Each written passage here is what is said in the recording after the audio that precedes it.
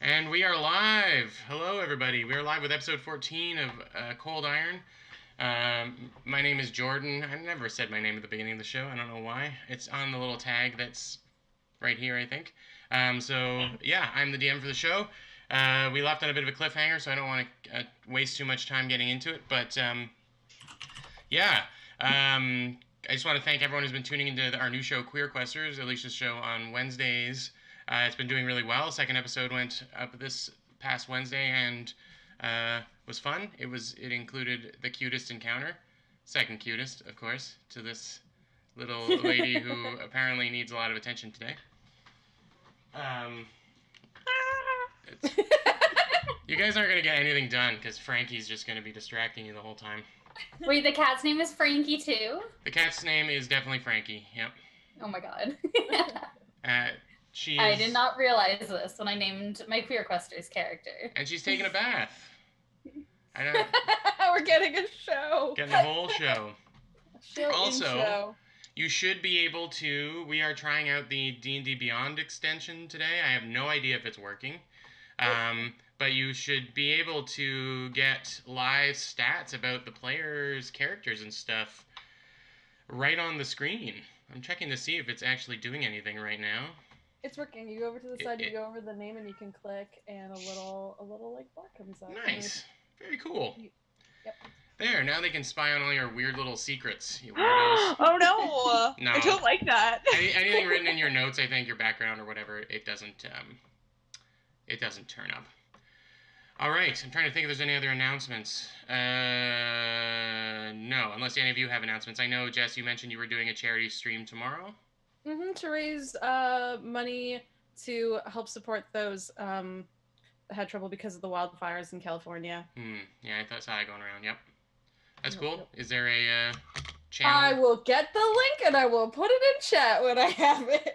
Sorry, I guess I put you on the spot with that promo, but it was just from my weirdo eavesdropping while we were getting set up. Okay, without further ado, we're going to find out what's in that basement. Unfortunately, again, this week, Luna / Katie can't make it.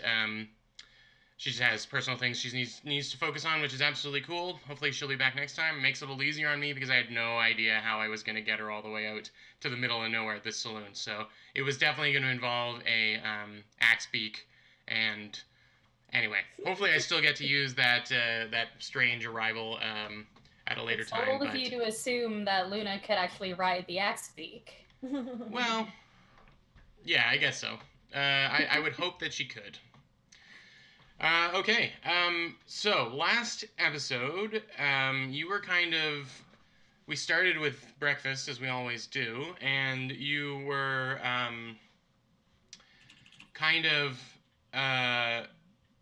you were having your horn tooted by the politician who's riding with you.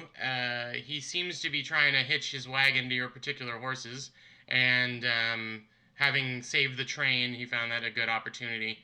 She has taken a full-on bath. That is great. That is just great. So, if we get shut off because of cat nudity, let me know.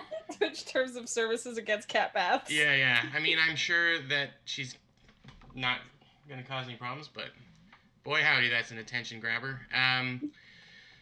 Yes, you had saved the train, and so this political official had decided to hitch his wagon to your star and had requested, in exchange for some help with reviving or revivifying your new elf friend, acquaintance, kidnappee, that you go and explore ahead to sort of just a rudimentary exploration to show that the train is being proactive about, any dangers that are ahead. Do I need to put her off the table? I can see Emily's face like... No, it's fine. It's Okay. fine. Make myself Keep bigger. going. Right, so you did. You mounted up on the horsies and you headed ahead on the train ride.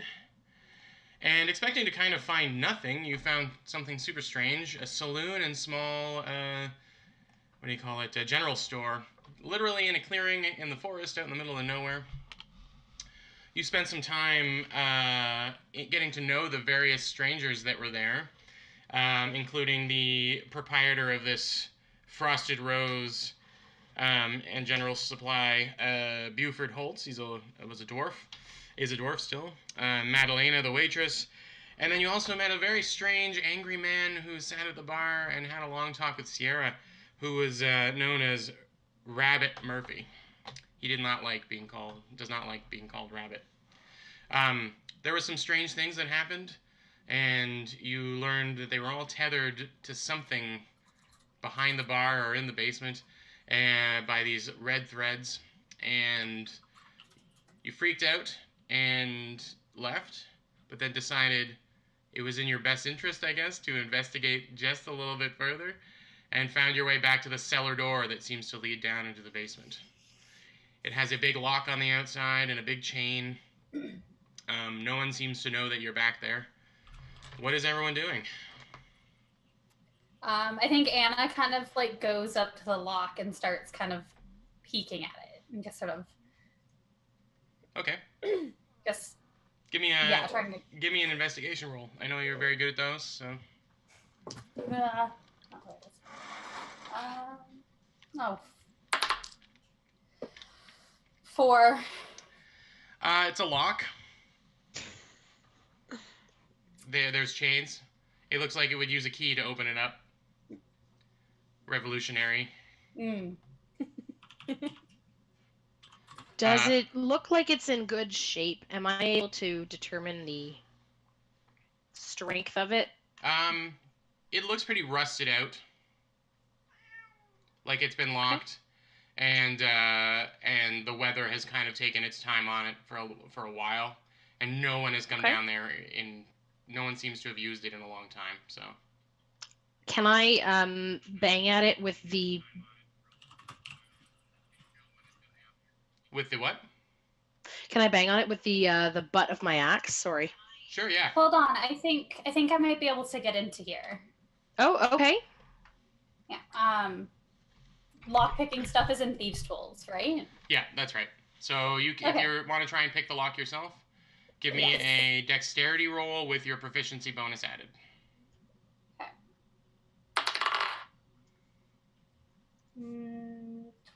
12. 12? Oh no, wait. 14. Yeah. Math. It's a big heavy lock, but not a fancy one, and you fiddle around with the thieves' tools, and the whole thing unlocks and slides down kind of the icy cover on the double doors that go into the cellar. Sierra, can I get you to do Yay! Yes. Sorry. Sierra, can you give me a perception check, please? Oh. 19. Gray clouds. It was kind of a blue sky as you were leaving. Gray clouds are starting to form over top of the world, and it feels like a storm is starting to roll in. Storms are brewing.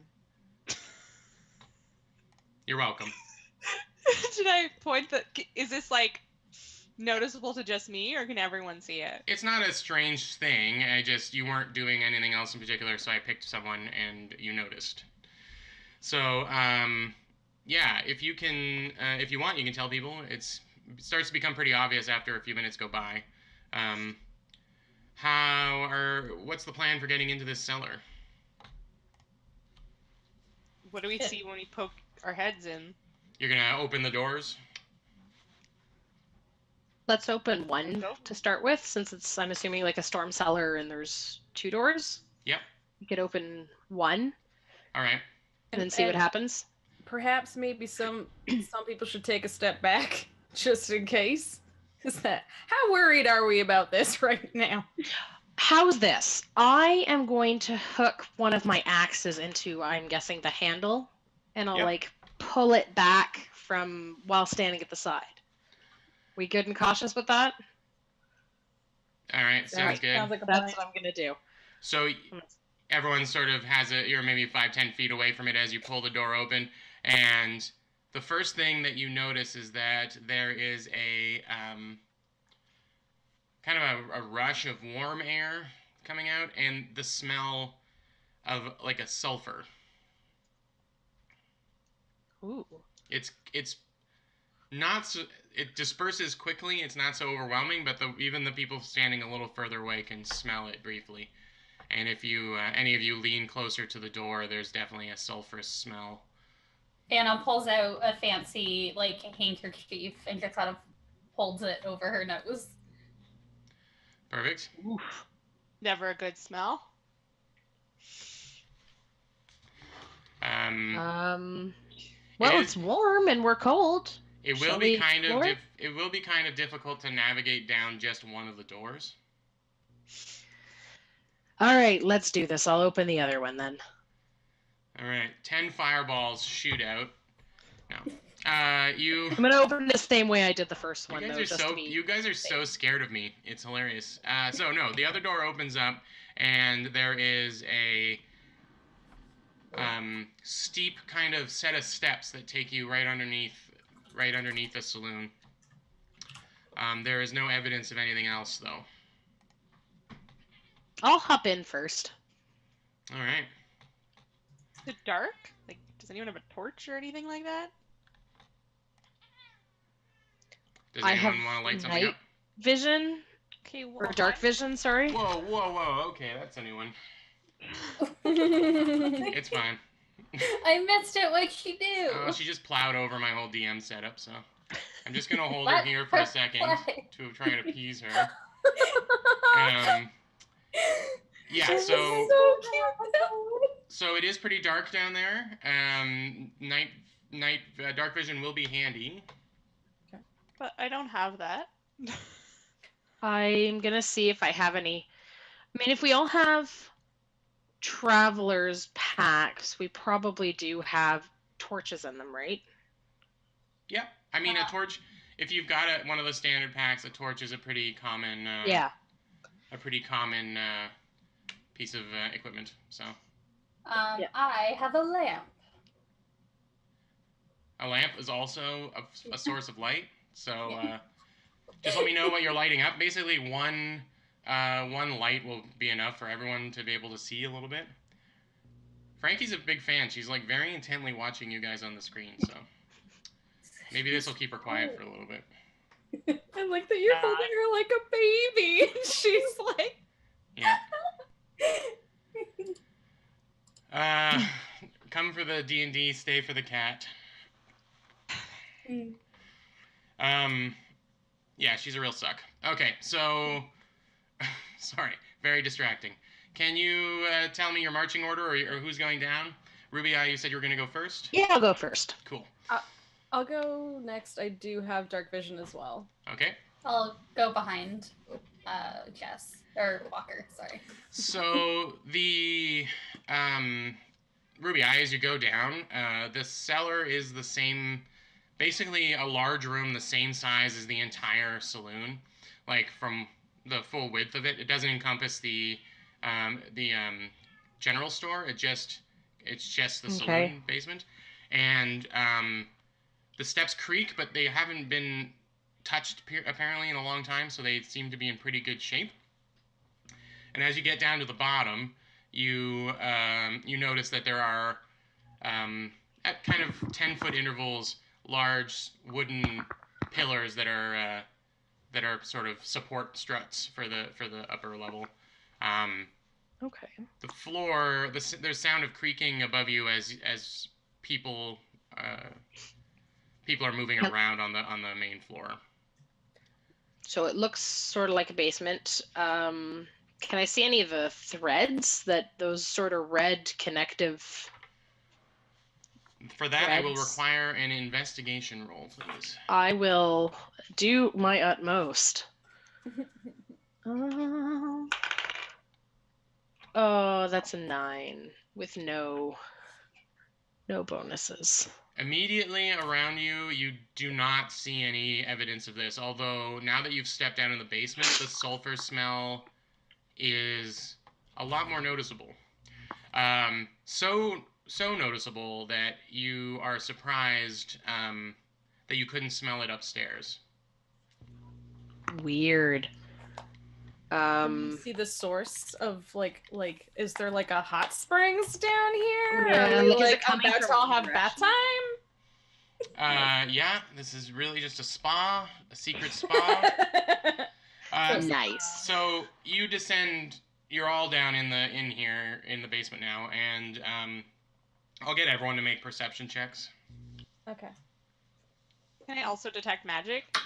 Yep. Sorry, what was I rolling again? Perception. Seven. Is a 14 for me. Okay. I got 7 for me. 7. A 7 for Anna and a what for Sierra? 7. 7. Okay. Meanwhile, I'm here like unloading bags and bags of dice because I'm like, nope, not that one. Nope, not that one. Nope. Do you have like a special perception die or I something? no, I have stuff for Walker and I can't find it. Okay. 15 plus 5, 20. 15 plus 5, 20. All right. Well, Walker, you notice in the far corner, sort of to the right of the entrance, where the entrance would be if you were on the main floor, something large, something really big is like pulsating in the corner. It's hard to tell. It doesn't have. It's like from where you're standing, it feels like it's shadows, but the shadows are kind of moving and wobbling in a similar way to the young gnome girl acrobat upstairs did when Ruby Eye tried to wobbler cord.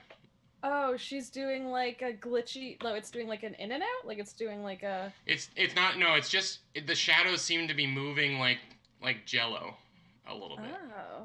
and Wow, pulsing. those classic Jello wiggles. Yeah, you know of what I speak.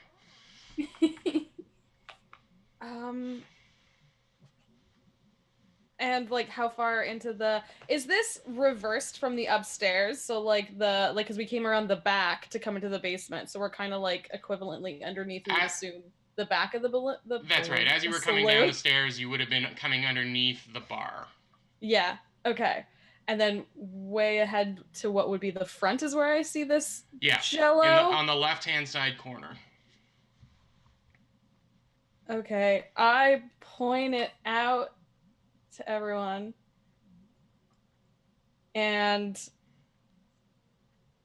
I'm not sure what that is, but it's moving like Ruby, like when you tried to unplug that girl, when you tried to murder that poor little ghost girl, it's wiggling like that. Oh, that's also not normal. Let's go check it out. All right. Are you all heading over? Am I detecting any magic? No. Oh, sorry. Yeah, there isn't any magic coming from down here that you detect immediately. There is an enchantment vibe coming from the opposite corner, the kitty corner to where the thing that Walker pointed out. Oh, not in the same corner as that thing. No. Oh. Can I go to near where? Well, I'm gonna let you all know first that I'm sensing some kind of enchantment over yonder. Right. Which makes me wonder if the shadow is really there or if the source is in this corner.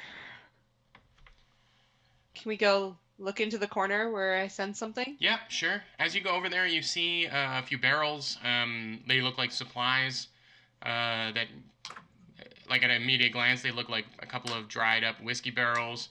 Some boxes that look like they might have contained food stuffs and provisions and things, but have been either picked through or gone moldy. There's like a pile of equipment down here, like that seems to be armaments and things from a few different people, and the enchantment is coming from a warhammer that is a warhammer that is amongst them. I would like to look at it. Ooh. Also, Okay. does this armor look used? Like it was taken off people, or is it like, oh, we want to sell this? Give me an investigation roll, please.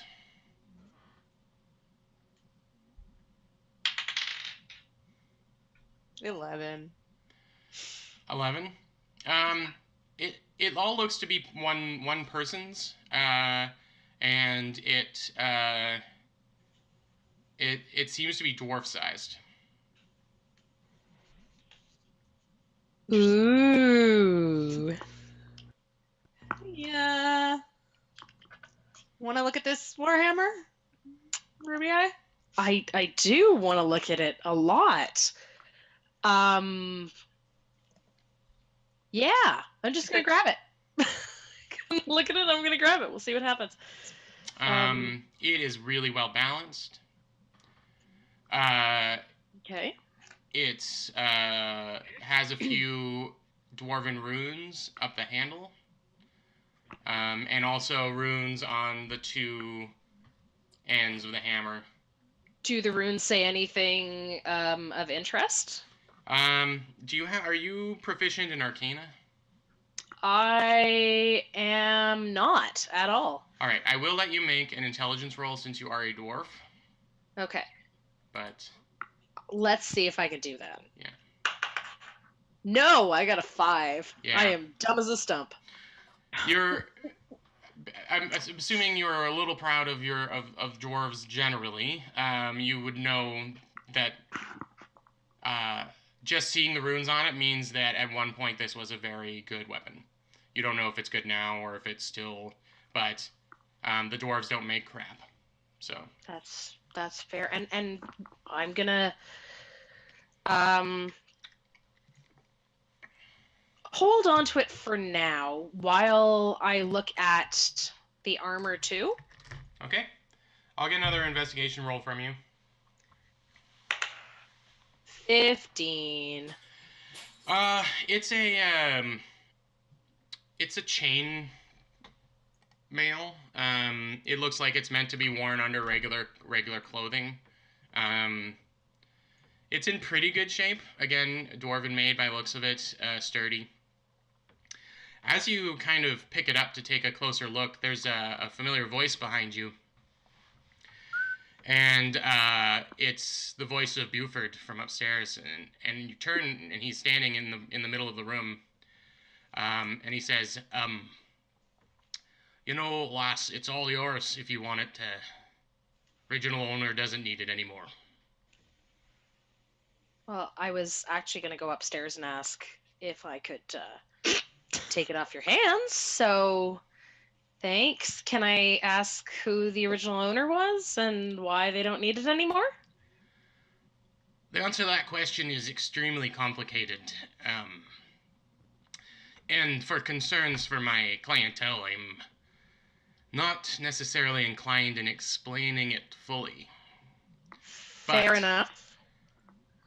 And he coughs, and the shape in the corner kind of jellos again. You guys is wiggling. How? Explain, please.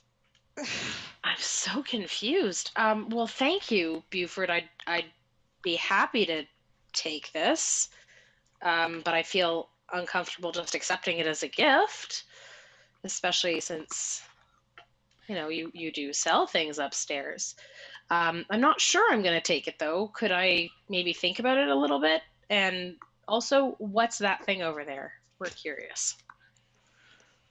I'll need you to make a persuasion check to get old Buford talking about it. I think I'm persuasive. Oh, I can be. Kill me. But not now. 5 plus 3. Nope, not persuasive today. That's it, new dice. Okay. no one has found their way down here, so I'm trying to be diplomatic about how we Fair approach enough. the discussions of things. We all have our secrets.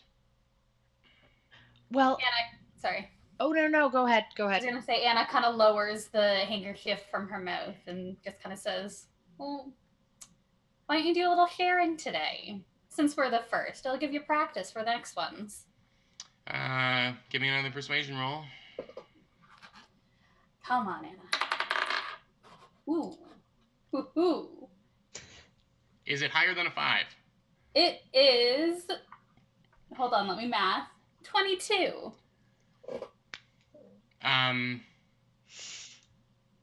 Listen.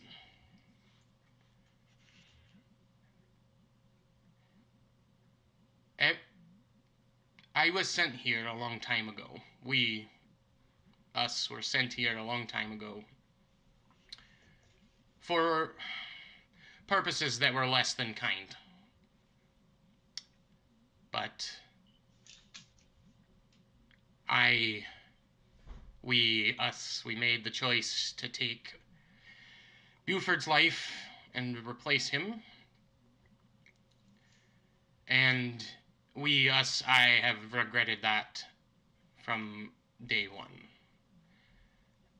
Everyone upstairs left here alive.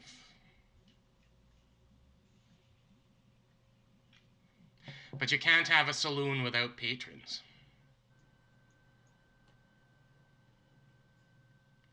So, when the traveling acrobats came around, then we had to borrow them. Rabbit, he came with the saloon, but I didn't see him again. I mean, he ran out of here with his tail between his legs when he saw what was going on. But, What is going on? this is usually the point I'd imagine where people would just start swinging swords and shooting arrows, so I'm pretty nervous about saying more than that. Saloons need patrons, and we have borrowed from a few that have come along through the years. Like Keep the borrowed place- as in you copied them, or as in you have taken them into your control and they're alive or they're dead? Can I ask that you all put down your weapons as a show of good faith? I'll put down my whip and my saber. My shitty weapons.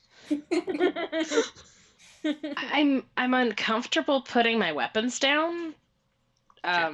Just at They're your pretty- feet. I am they're pretty unarmed, and special he to lifts me. up his hands. You have my only, well, my former, his former weapon. I am unarmed. Can you tell us who the we is you keep talking about first? It's all of us. We are all it. We lost our way. Buford was a kind man, and when I made the choice that I did, you see, was sent to infiltrate, we can't remember by who. I remember weeks of crawling up through the cracks of the earth to find my way to the surface. And I stumbled on the Frosted Rose, and I thought this would be a good base of operations, so I scouted the most trustworthy amongst them, and I absorbed them and took their life and their being. But it changed something in us and me, and I didn't want to do it again. And then over time I forgot what I was there for, and we became more saloon than anything else. You said you left them all alive, and yet you're talking about absorbing folk and how you keep talking about Buford in the past tense. It doesn't sound like you left them anyone alive. Buford is dead. He died 100 years ago. My accent changed. he died. His death was unfortunate, and 100 years of thinking about it has proven that it was a mistake.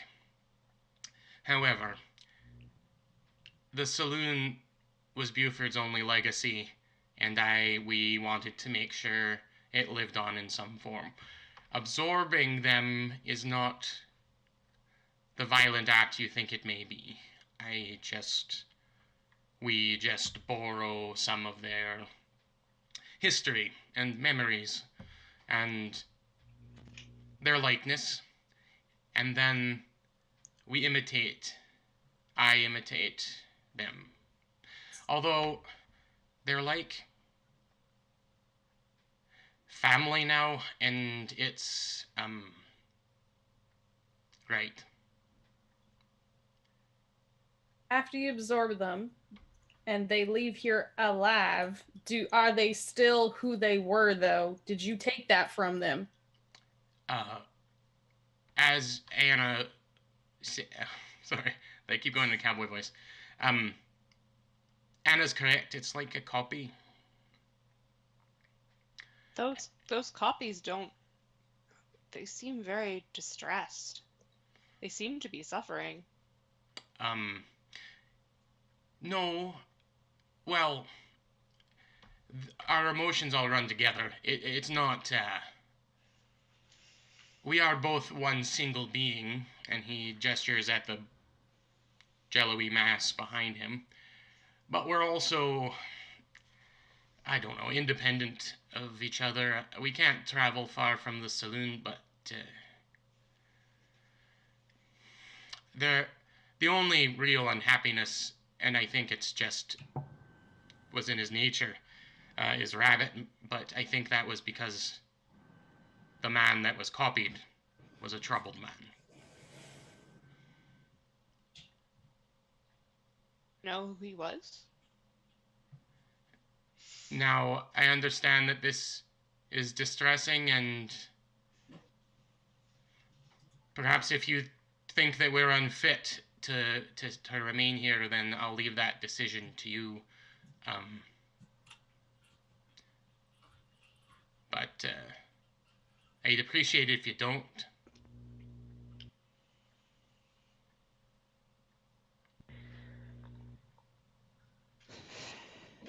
I have no intention of hurting you. Hurting us. Still a bit puzzled by your presence, your role, and what exactly is going on. But it does sound like you meant no harm, and you do seem to be keeping to yourself here. Is this a place that is safe for others to visit, though? Are we safe? Well, you have been here for a time now, and no harm has come to you. That's true. We don't get many visitors, so I wasn't sure how us would react to all of you. Rabbit had a strange connection with Sierra there, but that was the first for that. I have a feeling I may know the man who was copied, but that's probably why. Ah. Well, that's new. There's only what there is. There's no way for new memories to just show up, so I'll have to think about that for another 100 years before I have an answer. Do you happen to remember anything about that man? Only what we have copied from his mind. He was a regular at the bar, and he was always mad and drank alone. Buford has many memories of being threatened by him, but no actions taken. I think he didn't want to lose his primary source of booze. So, I do not know what became of Rabbit Murphy, but when he discovered what was in the basement, he ran.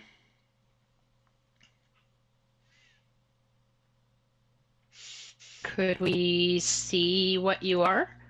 And I will, as I ask that, I will drop the warhammer and armor that was Buford's. I will hold on to my own, but I will keep my hands unarmed at my sides. Fine. Yes. Follow me. And he turns and starts walking back towards the jello-y mass. And as you get close, this thing is very big. It takes up a 15-foot square, and it's clinging into the corner of the basement. It is a pinkish red, more crimson red kind of pulsating blob, basically, that ripples gently. It has pseudopods that form and disappear. And periodically there are faces that appear in it that are the faces of the people upstairs. The blob lets out a pseudopod that sort of stretches across the floor and then forms into the young gnome girl from above, who starts doing a bit of a dance and heads over to Anna and like tugs on Anna's dress again and says, "It's really quite a beautiful dress. I hope to own one like it someday." Anna just kind of steps back. The girl looks a little sad and takes a step back beside Buford herself. Now, you understand that they don't know anymore, that they aren't what they are. But they're not really anything. Well, I believe that your memories are you, and you are your memories. I say people who die still live on by keeping those, and I just we take that a little more literally. How did you make these copies? Did you copy us? No, you have not been copied. Are you going to be copying more people? I think the saloon has a good enough amount of character for now. We've got entertainment, we've got a barmaid, we've got, well, the two upstairs. My understanding is that's important for a saloon. We've got me. So, and then of course we have Rabbit, but the part of me that is Rabbit did have an interest in a copy of you, Sierra. No, thank you. I think that's why we went over to you to shake your hand. You can't keep doing this to people, though. It's not right. They aren't harmed. It happens while they sleep. And then I try and tell them, and then they run away. But they're not agreeing to it. No. Well, one of them did. Who agreed? Her name's Rowena. You didn't really interact with her. She stays in the corner. There was a hooded woman upstairs that kind of just kept her own and faded into the background. She offered herself up when she learned what was going on, and just wanted to keep everyone safe, so she thought that she could help, or a piece of her could help. Safe from what? The outside world. The likes of you, maybe, if things had gone differently today.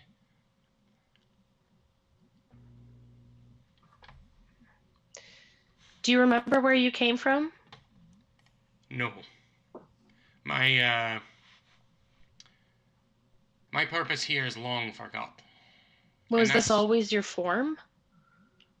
You mean, and he gestures at the blob. Yes, yes. Yes. Wherever I came from, I started in that form. We started in that form, but that's not us anymore. It's not us. This is us, and he points at his face, you know. This is what we are now. This is just our innards, you know. You're not just your guts. You're the face you show the world, and that's, in my case, I'm a few faces.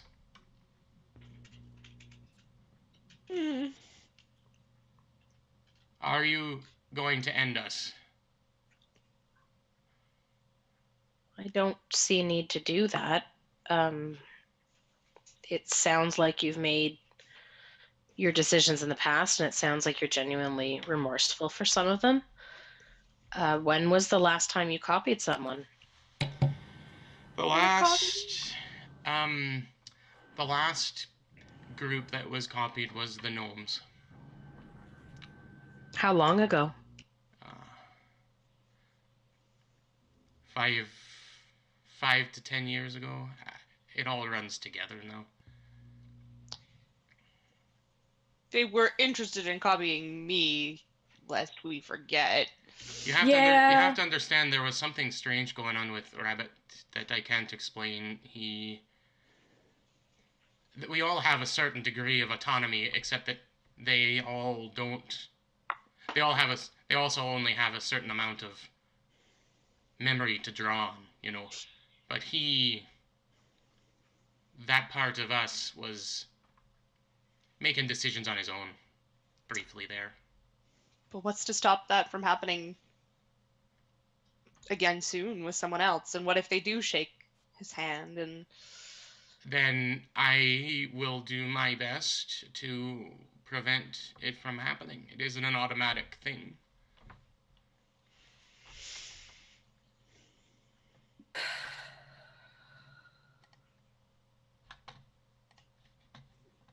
I'm with Sierra on this. I don't have anything personal against you, but I don't like the idea of you copying anyone else without their express permission.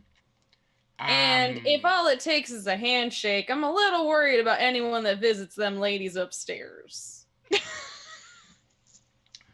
No, it requires a consensus of sorts for it to happen. It would not have just happened upon the handshake, but I think that the piece of me that is a rabbit thought that they could make it work on their own.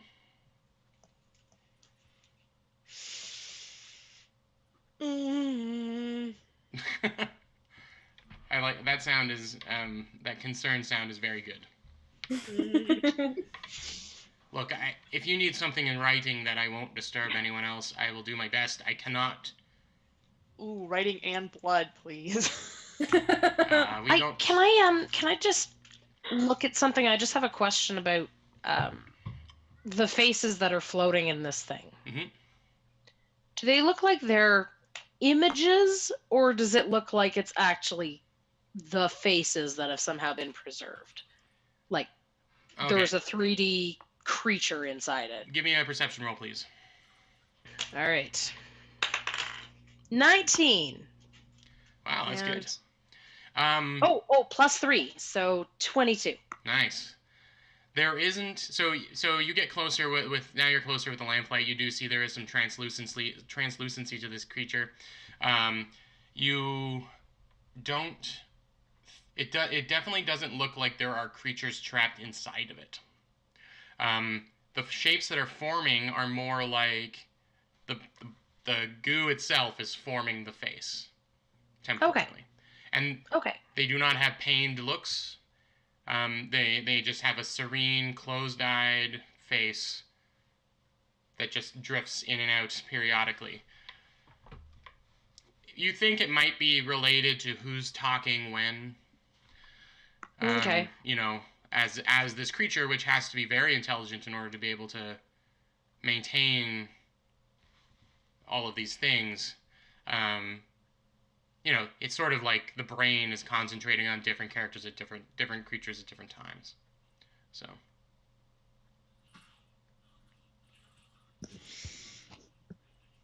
I feel like what you're doing is, or what you have done is not okay. You can But you can I'm probably not judge. still meet the gnomes. They were heading to. It was a place out in the woods. Deep woods. But that was 5 to 10 years ago. Well, they were young, middle age at the oldest. I mean, that won't be 100% evidence because it's not everyone, but you'll see that I have left them alive. Where were they going? Ugh, I can't remember. Look, I understand that it's strange, and I would have preferred you would not come down here, but now you know. And it's your choice, you know, what to do. If you come back with a raiding party and burn the place to the ground, then I'll understand. But anyone who can calm a rabbit down obviously has some kind of kindness in their hearts, and so I hope that that transfers to your opinion of us and me.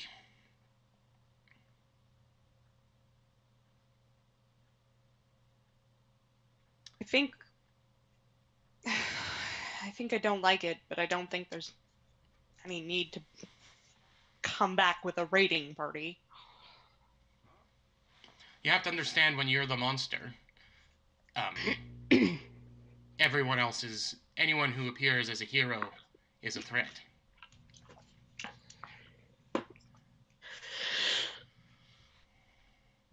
So... Excuse me. So yes, that's it. That's all I've got. Ruby, you're more than welcome to keep the armor and the hammer. It's yours to keep. Give it, pass it on to someone else, sell it, do what you need.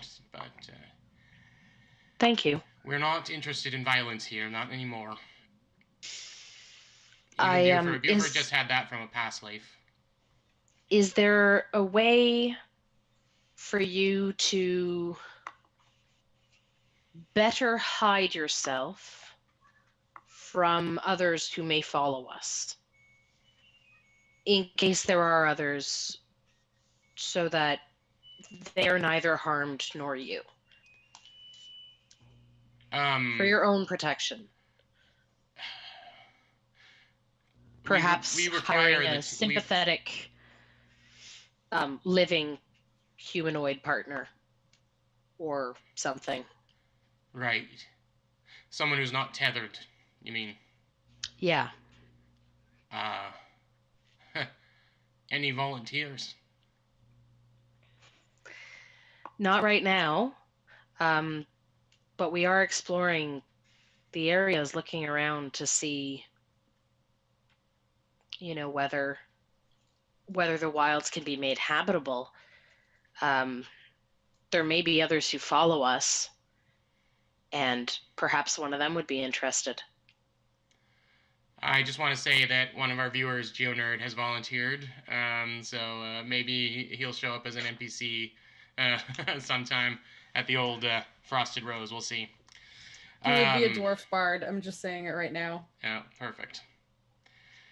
So, yes, if it is not too much of a put upon, if you do come across someone who would be sympathetic to my situation, then yes, I would find any help that I don't have to harm to be good.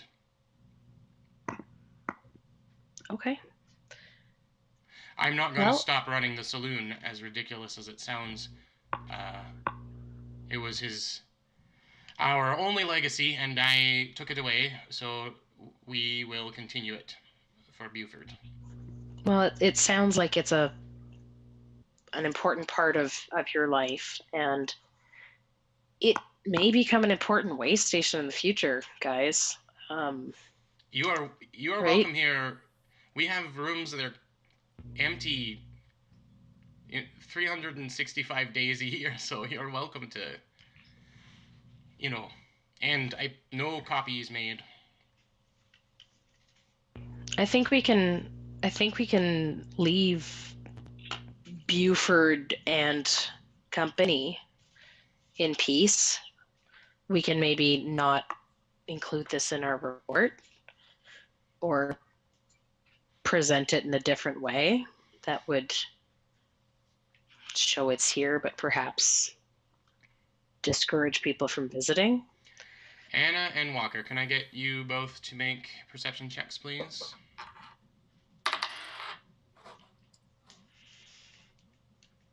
17. And Walker? 24.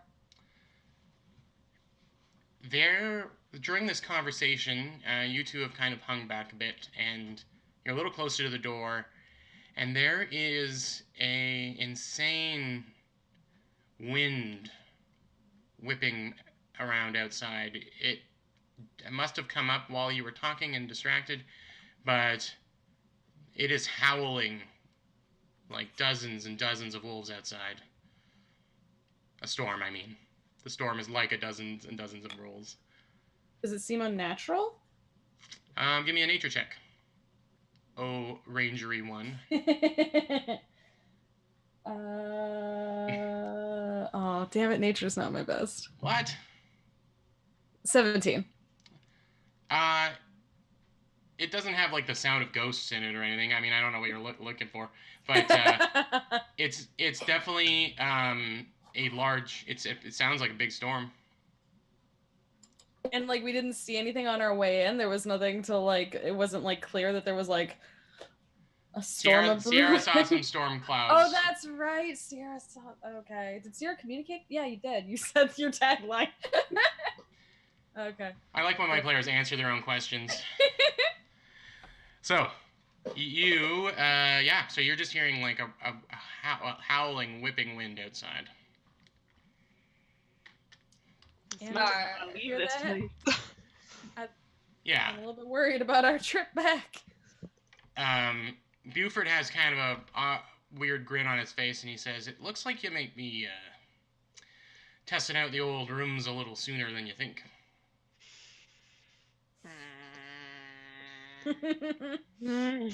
He points over to the back, to the left of where you came down the stairs, just before where all the loot was in the corner.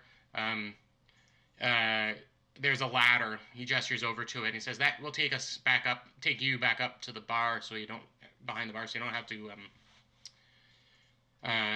go outside if you don't want." Think we'd be able to make it if we left?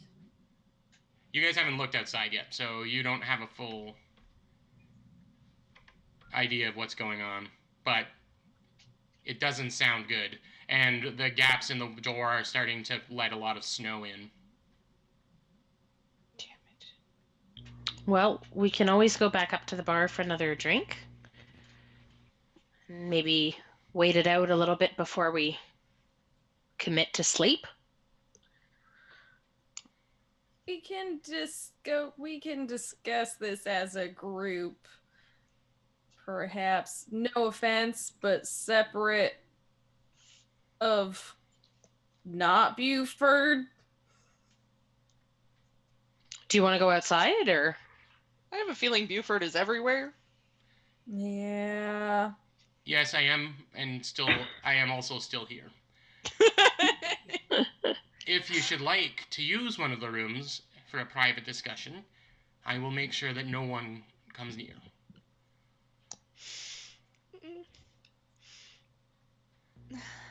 Well, I mean, we can take the ladder up, peek through the windows, step out front maybe.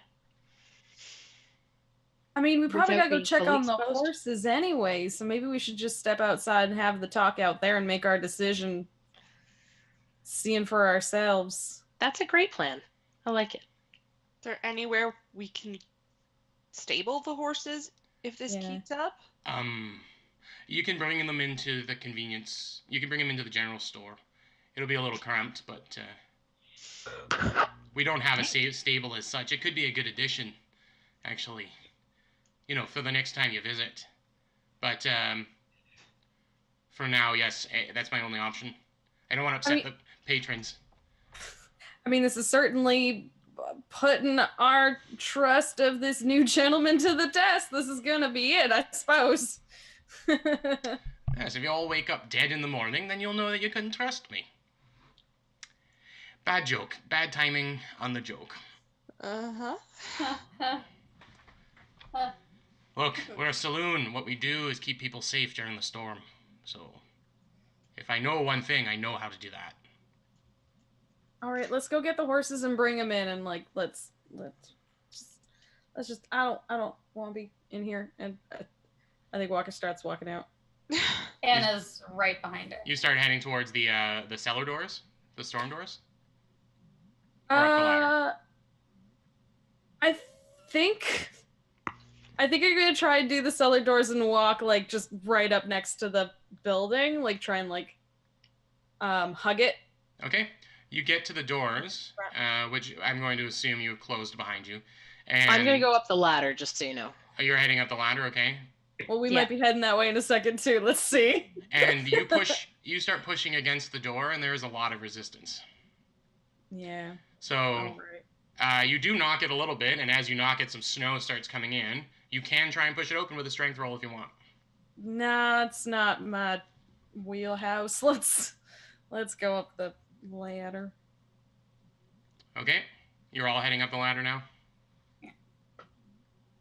Anna is at least. Okay. You all make it up the ladder, and now you're all standing behind the bar. And in plain view now, Buford forms out of a little tendril of the goo right in front of you and pops up right beside. You can see they're really just mouse holes, like through the walls and things. Like they weren't specifically made, but he's just using the hollowed out parts of the saloon to move the around. And so everyone upstairs, except for, of course, Rabbit, is looking out the front windows, or trying to. And it is just white out condition outside. Walker hops the bars to go get to the horses to bring them in. Okay. I would like to get my horse as well. Yeah. Okay. Are you all going to Yeah, head that's out the front door and try and... okay. Where's Jonas? Very good question. Jonas has been with you Wasn't the he whole with time. the horses? He's been with you the whole time. He's just been very drunk and sleepy. And he's immediately snaps out of it when he sees the horses are in danger, and is right beside you as he heads out. Okay. I've been here the whole time, I swear. We're going to talk about that slime thing soon, right? Yeah, I definitely think we need to have a discussion. We need to get the horses. Yeah, let's go. He goes forward and uses his larger frame to push the door open. Holds it open for the rest of you as you, I guess, run out into the snow. Mm-hmm. Mm-hmm. All right, Run I'm going to into the need horses. perception rolls from everyone, please. Ooh, Less good. Anna's doing good today. 21. All right. 22. Nice. You're muted. 10 plus 3, so 13. 13. And thank you. Okay. Walker, what'd you get? 12. Okay. It's a bit fumbly for Walker and Ruby Eye, but you managed to get to your horses and grab them. They are a little spooked, so I'll need animal handling checks from everyone, please. I tell them to calm down. Can I tell them before we try Oh. animal handling? Yeah. Give us advantage. Sierra, what do you say to the horses? It's gonna be all right. We're getting you safe now. That's my horse noise. You get the you manage to wrangle the horses. Jonas has a bit of trouble with I want to say Boris, but he's not. That's not his name. Bluto. With Bluto, who is extremely stubborn, even though best suited to be in the wilderness right now. But you managed to get them all corralled inside of the convenience, the general store. There is very little room, and Bluto immediately knocks over one of the shelves to kind of make room for his bulk, and it also in turn makes some room for the rest of the horses. They all kind of stubbornly, except for Peanut, of course, who is a little too tiny for this type of business, are just like making space for themselves by just pushing things out of the way with their haunches, basically. Can we push the shelves to like... The first one is knocked over. A lot of stuff is just gone. You can help them move things out of the way, but they are not... it looks for a minute like Bluto's going to rear back and just kick something over, but Jonas kind of chills them out.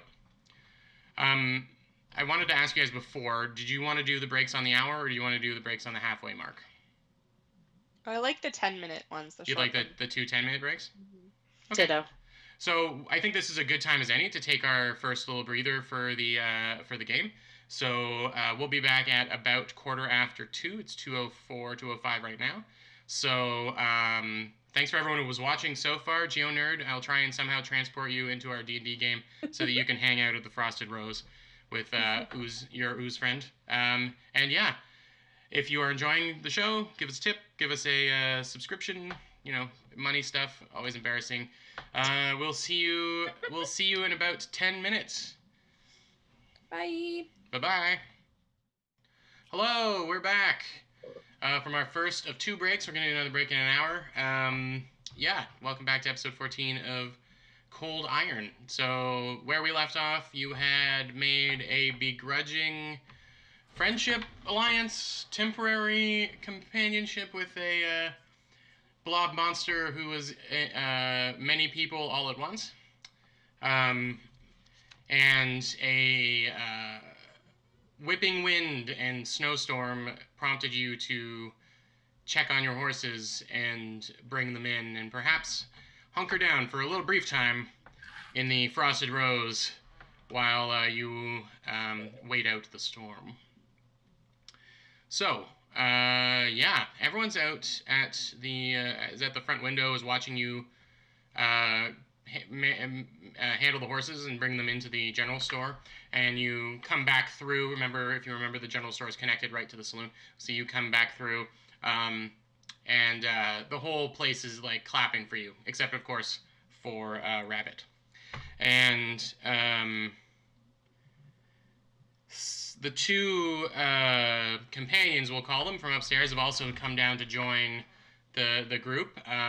They are sitting at their own table with a little bottle of wine and 2 wine glasses, and just they did kind of a genteel kind of clap and then are sort of whispering to each other. Considering how cold it is, even with the hearth going, they're kind of in bedclothes. Silky bedclothes, so they seem really out of place. Everyone else is in winter gear at least, but these two look like they just rolled out of bed. What do they look like? Please. There is a woman and a man. The woman is a half elf or elf. It's hard to tell. The man is a human. He has a thin, who's the guy from Gone with the Wind? Clark Gable? Clark Gable type mustache, yeah. Very young looking, very debonair. In like a loose kind of, he's got like a simple pair of trousers on and a loose shirt that's open. Sleeves are rolled up. And the half-elf woman, very pale, very beautiful, fiery red hair, freckles, and She's a little shorter, 5'2", 5'3". He's a little taller, closer to, 6 foot. And yep, they're both sitting kind of quietly. You also notice again the robed figure Rowena that Buford mentioned below to you, who was over at the window, and she looks over at you and kind of nods and sits down at her table for one in the corner. All right, who wants hot toddies? I think I can put together a bunch of hot toddies, and Buford's like going through stuff and pulling out really dusty-looking cups and bottles of actual booze that haven't been touched in a very long time. What did you call me? I was offering you a hot toddy. I'm grinning enthusiastically, going, yes, please. All right, that's one hot toddy for the smart dwarf. Anyone else? Yes, please. Assuming it's safe. No, it's made out of ghosts and poison. And he starts pouring. Pouring the drinks into and kind of building up a little bit of a heated up thing on a little hob that he has behind the bar. Are you sure you don't want a warm drink there, Anna? Fine. Hold the ghosts. And the poison. Walker. Priorities. Walker, do you want one? Going once, going twice. All right, fine. Were you ever gonna say no? All right, so he goes and starts getting drinks ready. It takes a little bit of time to prep a batch of hot toddies. What's everyone doing? The young girl, gnome Dot, is over by the window still looking out. Dorothy or Dot. She's just watching the snow whip around. Her father and mother are having kind of like a snuggled up cutesy chat at their table a little bit. And Rabbit is still sullenly drinking at the bar, sulking.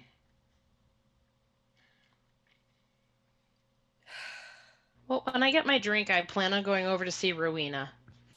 Okay. For now, I'll just hang out with us. All right. About 10 minutes goes by, and now you've all got a hot toddy in your hands, Jonas included. Jonas is sticking pretty close to Walker, only because he and her have, I think, the same opinion about the thing in the basement. So, I don't think this place is weird. We established that. Right. But we don't have much of a choice. But I didn't get a chance to talk about it with you before, so I'm talking about it now. Well, I mean, you had a chance when we were down in the basement. There was plenty of time, but it's fine. I get it. I was gobsmacked by what we were seeing, Walker. I know, it's real unnatural. Like, there's like a blob hanging out in the corner of a basement, and then it can form into other people, and it steals their memories. I mean, I was speechless. You might have also been a little intoxicated. I might still be. Sorry. Getting a little... I don't mean to get surly. He puts the hot toddy down on the table, and he's like, maybe I'll not have this one. Water might be a good call. Yeah. Yep. He goes over to the bar and asks for water. Right, so you've got these nice warm steaming cups of hot whiskey and such. I was gonna go over to the bar and ask for a bottle of wine, please. Mm-hmm. Right. Do you want I mean, I don't know. Like, I guess you're gonna offer me like ghost wine or like real wine, and I mean, I'd prefer. I don't think I want. Can I have one of each? Can I have a bottle of ghost wine and a bottle of regular wine? Is that something you can do? Well, ghost wine is not a thing that exists. So. Well, y'all are here, so I don't know. Yeah, but I mean, we're not ghosts. That's true. I did. I guess I need to work on my terminology at this point. I have seen. We're disturbingly tangible. Disturbing is a good way to put it. Right. And I'm just saying that so that you are aware that I am aware of it. It's strange. But I do have real wine that I can provide you. All right, give me that. How much do you need for it? Do you take... How do you... I have too many questions. I'm not even going to try. You are our first customers in 5 years, so it's free. And he pushes the bottle over towards you and gives you... How many glasses do you need? 1? Wow. All right. No judgments in the old Frosted Rose, of course. But fine. If you do happen to want to share, let me know. I will provide you with another glass. He puts basically like a rough-hewn rocks glass on the table. Like it's not a wine glass. It's a little dusty on the outside, but inside is okay. And he hands you the bottle of, it's like a green glass bottle. It's got no label on it, but it appears to have some kind of red wine in it. 1 second, it got a little darker. I'm just going to quickly switch on the light. That's cool. Probably didn't help at all, but we'll see. Okay, so Walker is going to thank him kindly.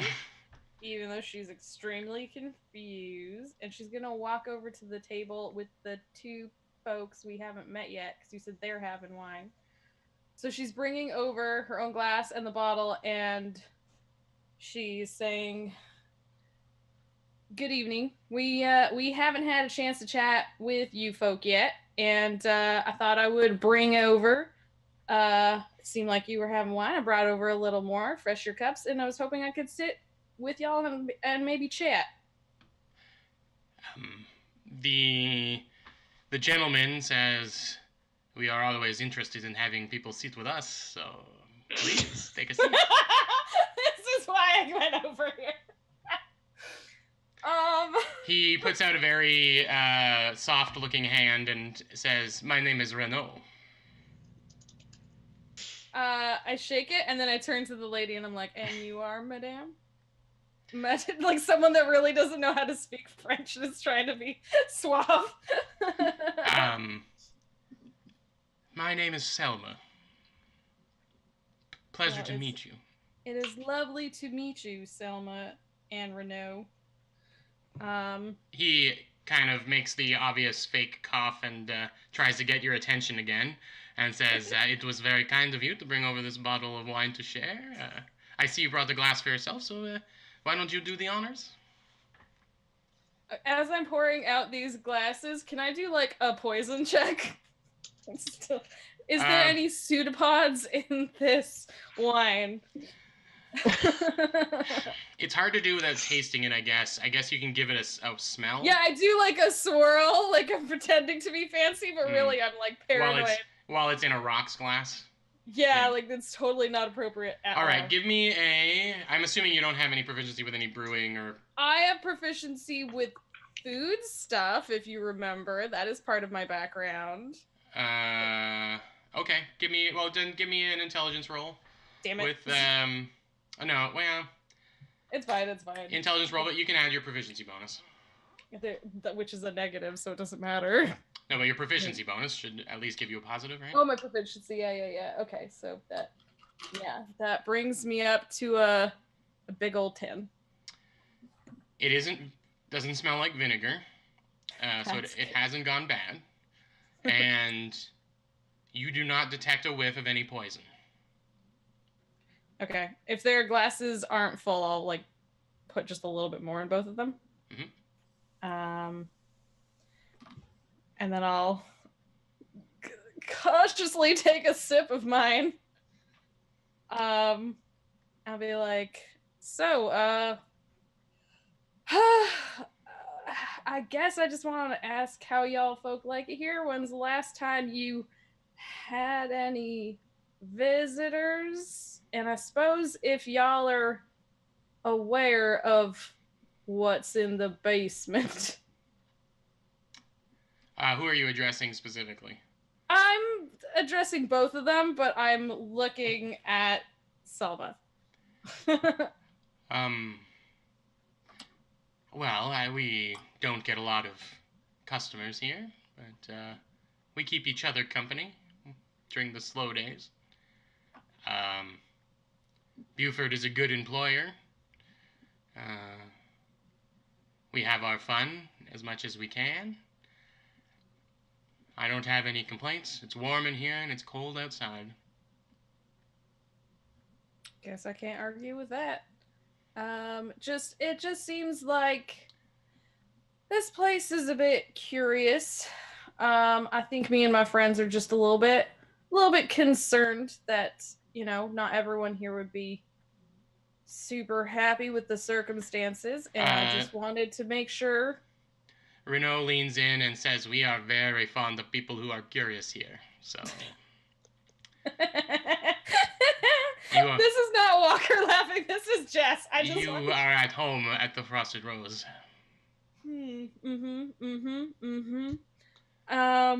That's good. Wait, the Frosted Rose? Okay, right? I knew that. So, while you're floundering, we're gonna go. Thank you. We're gonna go over to Ruby Eye with Rowena, I guess. Unless, Anna and Sierra, what are you up to right now? Just so I get an idea. Anna's sorry. Definitely watching this and finding it really funny and ready to. I know this is a suspicious thing to ask, but have you all had a sip of their hot toddies? God. Hell no. Anna has not. She's just been cupping it, keeping her hands warm, and just watching Walker. I totally did. All right. And as you look over, also Jonas has tossed his back fully. He lied. He said he was gonna have What water. a liar.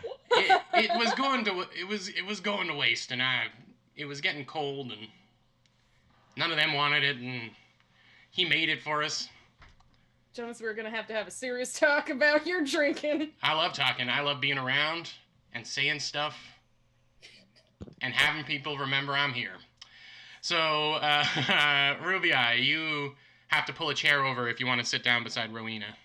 I absolutely will, and I'll ask her if she'd like anything. No, I'm quite fine, thank you.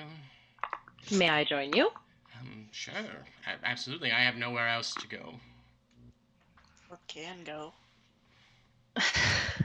My name's Ruby. I understood that you're one of the people here who chose to be here, and I was curious as to why that was. Well, I didn't, but the person who I am a copy of did. Oh, I'm also aware I'm a copy, which is fine, I guess.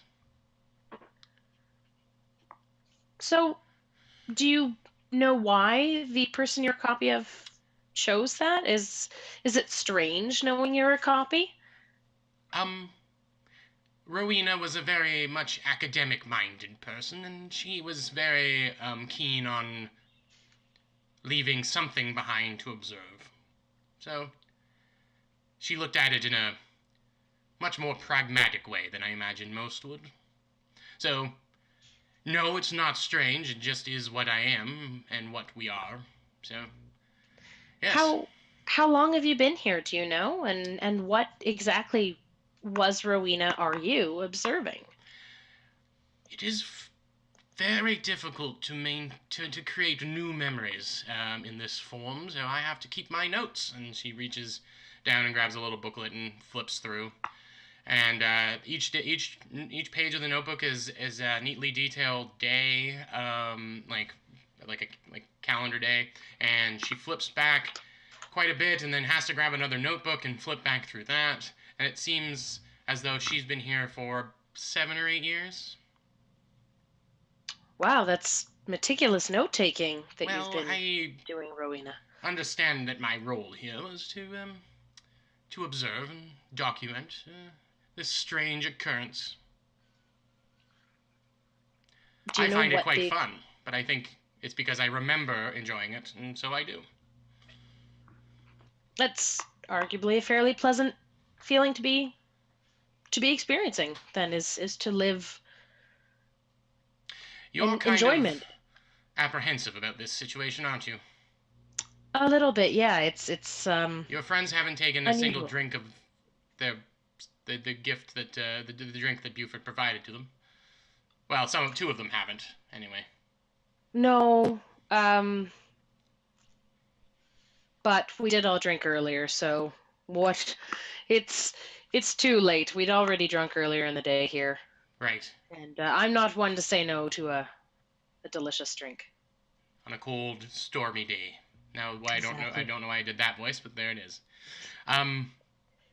So I would love to be able to answer any questions that you have. I mean, I can refer to my notes about specific days and times, but What are we dealing with? What is this that you've become part of? this seems to be some kind of psychic entity that can absorb people's memories and form out of their membrane, I guess, copies of them.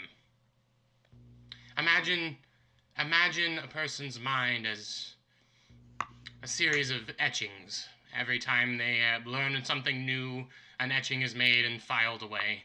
And this creature can, through various means, examine the etchings and pull out the parts that it wants to keep. Without harming the person those memories belong to?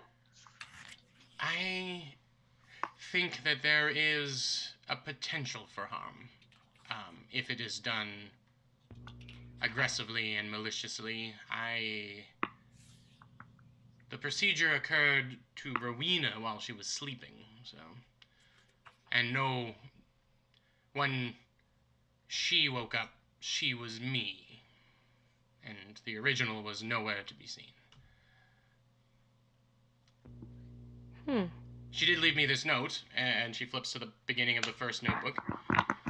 And she says, keep their secrets, take good notes. I'll be back someday to collect. Thank you, Rowena. That's fascinating. It is, and that's why I'm more than happy to do it. She sacrificed a little piece of herself, and that's me. So what do you do with your days? I'm curious. Are you living the same day over and over again? I guess not, based on your notes, but... No, we all do different things, different days. We had a, crokinole tournament, last week. It was... I'm not much of it in the dexterous department, but I participated because there isn't a lot else to do. I'm more of a tactician, really. I would much rather play chess or something like that, but, crokinole was what we voted on, and crokinole was what we played. So, of course, we don't play crokinole tournaments every day. That would be insane. The game is not that fun. But, we do have our patterns. But I see that your friend broke the pattern of, young Mr. Murphy there. So I took copious notes about that as it was occurring. Oh, okay. Yeah, that was very strange. What's his deal? He's obviously a disturbed person and has a problem with drink. And did you ever meet him in person, or did Rowena ever meet him in person? No, I think he was one of the first copies made after Buford. I don't interact with him much, not necessarily that I fear him or anything like that, but more that I just would rather observe. He... What? Oh, sorry, go ahead. No, go ahead. I think if you were to ask my purely academic mind, I would say that he may be possessed. But that would not be something that would be copied. So... How do you know?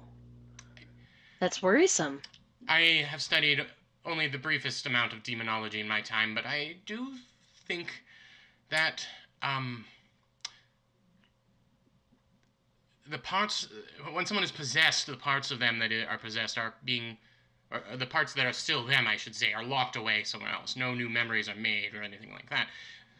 And I don't think Buford would want to take any of the parts of him that were that. I just think his erratic behavior is very strange, and I am no expert by any means, but I think he was at the very least troubled, and at worst, possessed. But So, this is not Rabbit Murphy anymore, of course. So I don't think you have any real concern of him. He is just mimicking the behaviors of the original. That goes for all of us. We have no capacity for violence and have no interest in it. And right. I mean, we did get in a bit of a fight about the tiebreaker during the Crokinole tournament, but it's a game. It's a game with so few enforceable rules. Anyway, sorry. I feel like I'm complaining quite a bit about Crokinole. I just wish we would play something else. I take it you didn't win. I didn't try very hard. So.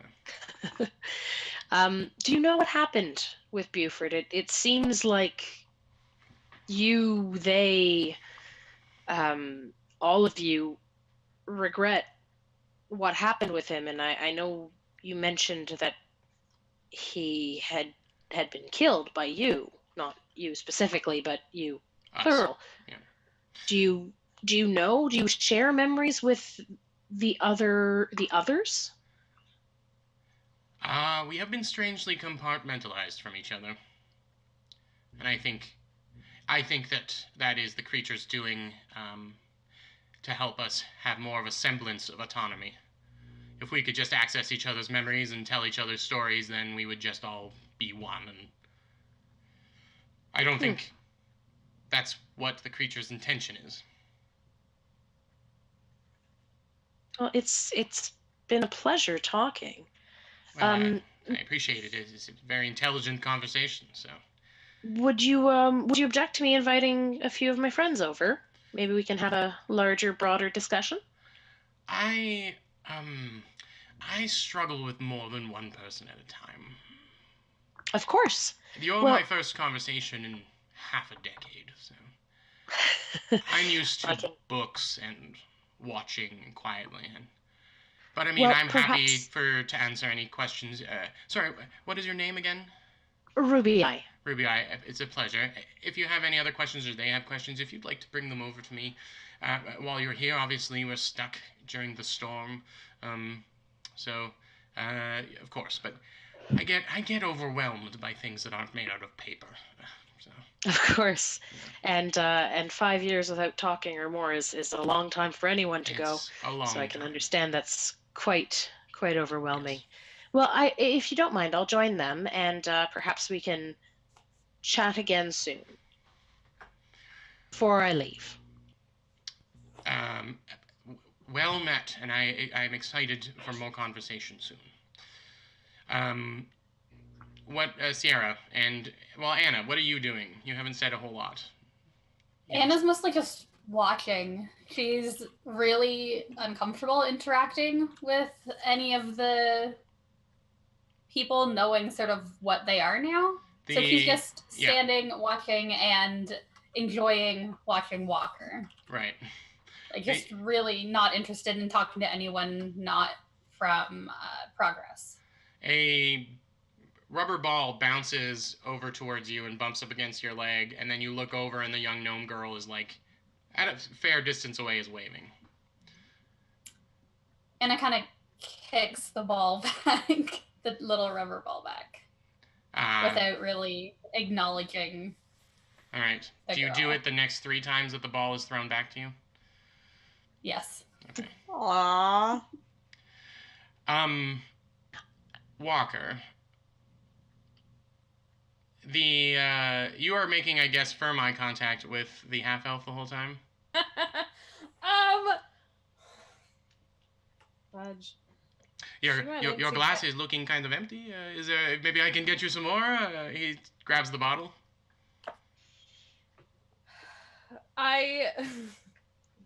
Shoot. I would like to sidle on in, if I may. Sure. I'm just gonna, like, put my leg up on one of the chairs, like, still standing. Okay. So what's going on over here? Sierra. Hey, welcome on in. I just figured we hadn't talked to these here folk yet. We should get their opinions on things, as it seemed like we were trying to gauge. Renault picks up situation. on your name, Sierra, and says, Sierra, that is quite a name. Perhaps you would like to sit with us? Grab yourself a glass? Well, I might be able to be convinced. Are you curious, like your friend Walker? I think I've lived a bit more than Walker has, but I'm definitely curious about what's going on. Well, I am happy to answer any questions that you have, madame. Please. How did you find yourself out here? Oh, it's cold outside and warm in here, and so we found work oh so long ago. Buford needed more adult entertainment, and we were more than happy to provide. Did you come here together? Yes, we work as a team. Oh, And that's he puts an arm interesting. around Selma, and they kind of like cozy up a little bit in a hug. I mean, we can operate individually, of course, but it is the best nights are when we work together. Walker splutters her wine a little bit. That is very interesting. Walker, have you ever met a team like this? I can't say that I have. Selma leans in and says, "We are two of a kind." Ruby Eye, are you joining this mess, or are you? I just want to make sure. I guess it. I mean, there's two of them there. Where's Jonas again? Jonas has returned back to the bar, and he's trying to get Buford's attention. And Anna is just hovering. Anna seems to be standing in the middle of the room. That's based on her description. Yeah. Just like eyeing the table, the table with the two. I guess I'll go see Anna. Okay. And because she looks alone, and we'll see what's up. The whole time, Hey, Anna. as you approach her, you see that a ball bounces over to her, and she kicks it back, without looking in the direction of it or anything, but is just dexterously making sure the ball returns back to where it came from. Hey, Anna, why don't you play with her? Because she's not real. Yeah, but neither are dreams, but you still enjoy those. I mean, is there any harm in passing the ball back? I don't know. Fair enough. I mean, I guess if she's not real, then she doesn't have feelings, and I think she has a semblance of feelings, but I don't think That's fair. She's not real. I'm not gonna get pulled into something that's not. All right. Well, do you want to join the others or something? I don't know. You look kind of alone over here. I am enjoying myself immensely. Okay. Observing Walker's table. What's going on there? It seems kind of lively. So, well, yeah. Sorry. No, go ahead, Anna. I was just these two, the two over there. They're they're what you might call entertainers of sorts. And I'm not sure Walker has encountered people like them before. Well, she's in for a fun time then. I was just chatting with Rowena. Well, Rowena the second, I guess. She's been here a long time, and she chose to be here as an observer, and she's taken notes. She has books and books and books full of notes. Did you read them? I didn't. I was just asking her some questions about how long she's been here and sort of what she's seen, whether she noticed that others, whether she had concerns about how the others were treated, what they did with their days. She said something about how she thinks that rabbit guy might be possessed or damaged somehow, but she said she didn't think Buford had copied those parts, but it's odd that it could select what it copies, right? All of this is incredibly odd. I don't really know True. how to make heads or tails of it. I want to get my hands on those notes. Do you think she'd let me read them? She said she was happy to answer any questions or provide information because that's the function she was left here to perform. So I'm sure you could go over and ask her. She did say she's got a hard time with more than one person at a time, which sort of makes sense given that she hasn't seen anybody in ages, and probably difficult for these constructs to interact with multiple people. But we could go over together if you want. I'm sure 2 people will be okay. Yeah, I'd like to get my hands on those notes. Sure, let's go chat with her about that. See if she'd be willing to share. All right, back at the saucy table, as you two head over to Rowena's space. Where are you sitting, Sierra? I imagine Walker is on the outside of these two. Are you on the other side of them? Yeah, I'm not even sitting. I am standing with my leg up on the chair, like, man, how do you know, like that. Yeah. I get it. The very important part. Right, okay. You're still it's doing a that? power move. Like, it's a power step. Yeah, you clearly don't get this, Jordan. Like, why are you still doing that? It's like, we get it. Please, Sierra, have a seat. You're making us all nervous. In the good way?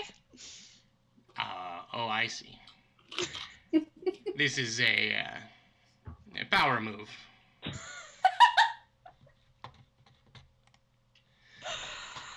You can't, Oh my god. You can't, bullshit the bullshitter, you know. Oh, you're calling me a bullshitter now. It's only bullshit if you can't back it up. I just mean that we were all here when you were talking to young Rabbit. I see that you have a softness to you that your Captain Morgan Bose is not hiding. Captain Morgan canon in this world. Yes, he was a very swarthy lover of mine at one time. We also made a good team. I am going to grab the chair from between my legs and slide on down into it. That's the Riker. So. Well, I understand that you are curious and you have questions that you want answered, and I want to make sure that you leave here, Walker, knowing more than you did when you got here. So, isn't that right, Selma? We are here to teach. She says, anything they'd like to know. I wanted to ask some questions, but I didn't know if it was rude to ask. I'm just gonna shoot them out, and if they're no good, you just anyway. Did y'all get a chance to meet your originals? I'm sorry, I'm not sure I understand your meaning. I turned to Sierra. I was like, "Do they?" They don't know. They don't know. Fudge. Well. What don't we know? They start to get a little nervous, and oh, it's just. Selma leans to Renault and says, "What do they mean? There's something we don't know. Why are they saying these weird things to us?" She's just talking about something about where we come from.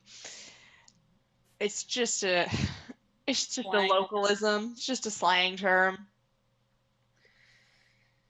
Okay. I'm sorry. I clearly am not one for words. I apologize.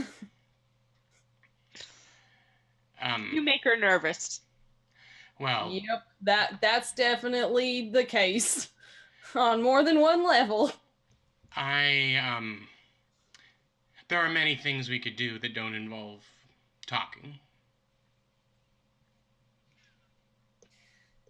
I mean, that's a whole nother level of testing of this situation I'm not sure of yet. I think I don't know. Sarah, did you have any questions? If not, we could maybe reconvene as a group and discuss this. I was just trying to get some new facts, but I don't know. I don't know what I'm doing here. She drinks more of her wine. I actually am legitimately curious. If they are tied to string, how are they having non-Ripley intercourse? Well, you can Would probably get caught up in things, but that's aside from this conversation in game. No, I mean, these two folks are as good to speak to as any, and to be honest, I'd like to avoid Rabbit a little bit more. I think we have a long night ahead of us, and I don't see why we can't spend it with two of the more calmer patrons of this establishment. So, a few hours have gone by since the storm started, and these awkward conversations have gotten a little less awkward, and Ruby Eye and Rowena will come. You were going over to talk. Sorry, Ruby Eye and Anna were going over to talk to Rowena, and during this time she can answer some questions for you. She's got the two books; they're stacked on top of each other on the table, and they're open. The top one's open. If there's, I have not a lot has occurred here, but I do have notes, thorough notes of every day since I arrived. Would you let me read through them Certainly. while we're here? Certainly. The proliferation of knowledge is my number one concern. She pushes the book over to you. You mentioned that Bunny. Bunny. Mr. Murphy. Sure. Might be possessed. The emanation, the psychic emanation that you see at the bar, is not Tom Rabbit Murphy. It is a collection of memories that have been coalesced into a gelatinous copy of him. Right. I think that his behavior, the copied behaviors, belong to a very disturbed individual. Someone who had, if not simply dark inclinations, had something pushing them to darkness, if that makes any sense. However, our version of Tom Murphy is simply just that, a version, a copy. So, I just want to make sure we separate things for the sake of academics. Yes, I am also a science person where we come from. Excellent. And this will prove fruitful, I'm sure. Many things. What field are you most interested in? Licking? Sorry, I have been sitting quietly for quite some time. Did you say your field of interest was licking? Yes, and also, goo. That seems to possess people as well. So that's... A friend of ours was recently, possessed, so... Mostly I was just curious about what you knew about this kind of possession, in case they're similar. I am only guessing based on the shadow of the behavior of a man presumably long gone. So, if that man still exists, if he was possessed, my guess would that be he had been consumed by it long ago. But if he is not possessed, then he is alive and simply a very angry old man. All right, I'll give your notebooks a read through. Sure. You can give me an investigation roll, but you can do it with advantage because you do know a tiny little bit about science. Okay. Oh, dumb bitch. God damn it. 3. Yowza. God damn it, Anna. It's very Gonna fight boring. it. It's very boring reading, to be fair. Wait, sorry. It was a 3 with the advantage? Yep, I rolled a natural 1 the first time. Okay. And then I rolled a 4, and yeah, my investigation is a -1. So you are flipping through, skimming, really, and each page is a different day, and on the day it says things like 10:02 a.m. Buford cleaned a glass. 10:05 a.m. Rabbit changed from one stool to another. 12 p.m. Crokinole tournament. Frowny face. Like stuff like that. Right. And it's like an anal retentive documentation of the minute movements of everyone in the pub. But it gets boring really fast. So she's sort of smiling at you and nodding. And so, Miss Anna, what are your findings? Not a whole lot.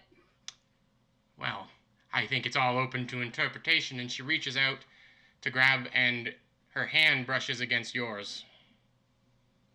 Anna pulls it away really quickly. She grabs onto the book and pulls it closer. It's all right. We only copy people by consensus, so. Whose consensus? Well, all of us, the various people.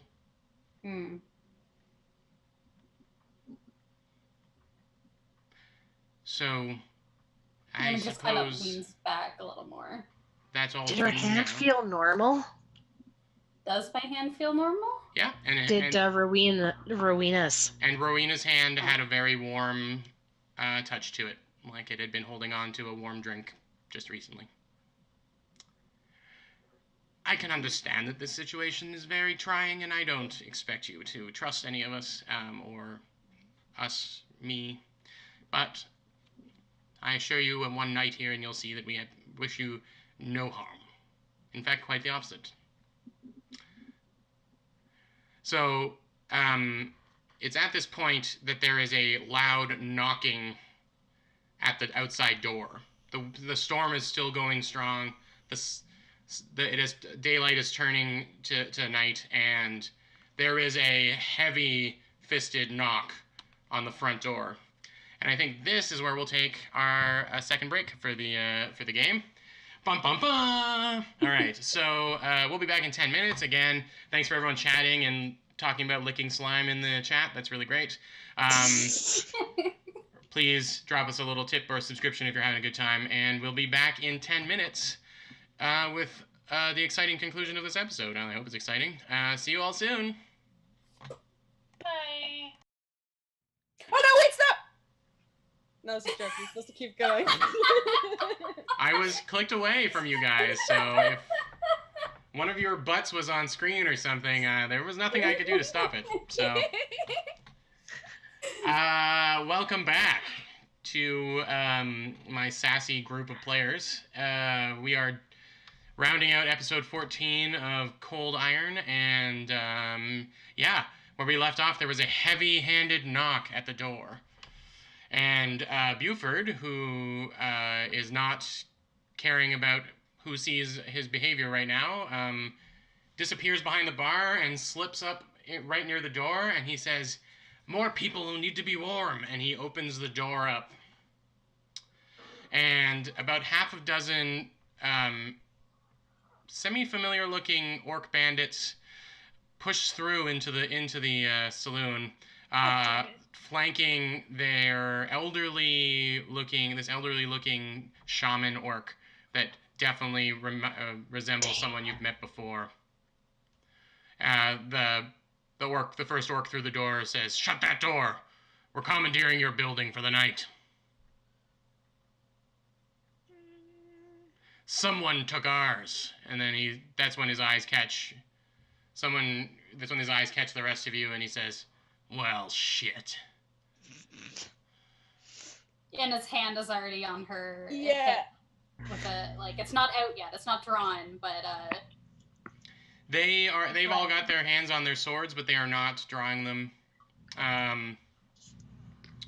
The elderly orc puts his hand, her hand on the shoulder of on the one that's talking, and they seem to have a conversation without having a conversation, and they say, "We're just not interested in traveling in this weather.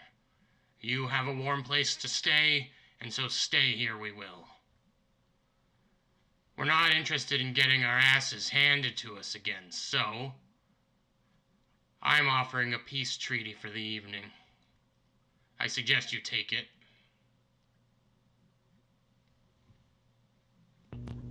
Anna just kind of takes her hand away from her hip.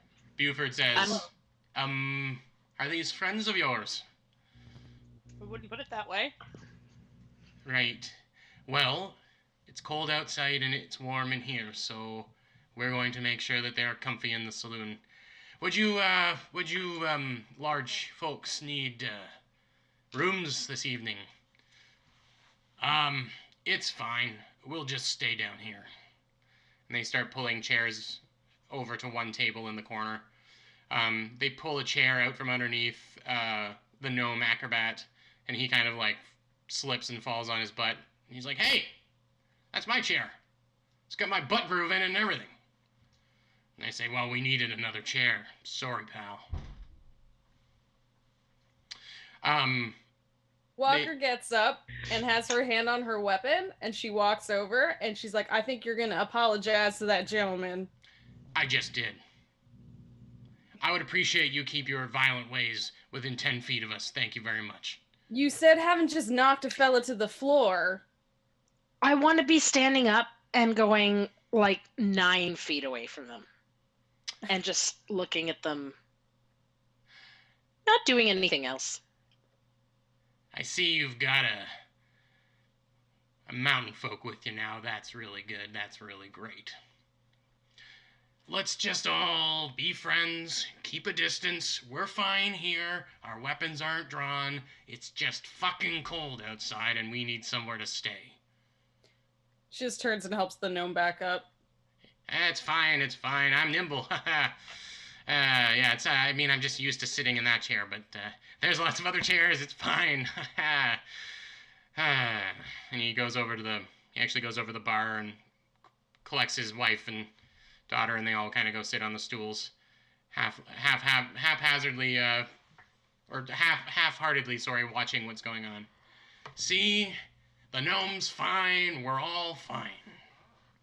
He puts like very dirty, snowy boots up onto the table. We want booze. Barkeep. He throws like a bag of money on the table.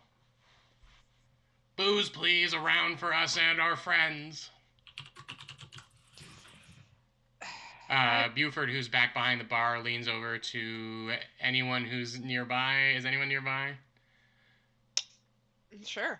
He walked around the bar. Like, he made it very clear that, yeah. Sierra, are we giving them real booze or ghost booze? Just ghost booze. Depends on what you do to unfriendly folk around here. We haven't had anyone in here that wasn't us for 5 years. These aren't the nicest individuals. No, but now the place looks real busy. Yeah, but I don't know what's going to happen when they're drunk. Right. It might make it better, it might make it worse. Right. Well, I can pour them doubles when they request singles, and maybe we can just have them pass out for the evening. This is as good a plan as any. It's the only one we've got, I think. And he grabs a bunch of rock glasses and fills them up almost to the brim with some kind of fiery bourbon and brings them over to the table. Actually, he gives them to Madalena, the waitress, and she walks over to the table and puts them down. Enjoy, fellas. This is on the house. She kind of takes a few steps back, like walking backwards, and then turns on a heel and heads back to the bar. All eyes of the goo folk are on the orcs. What's everyone else doing right now?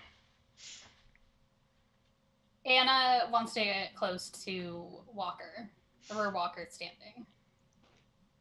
Okay. I would have started moving back to the group.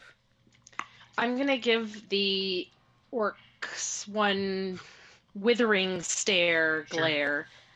Do you want it to be a And- full-blown intimidation roll?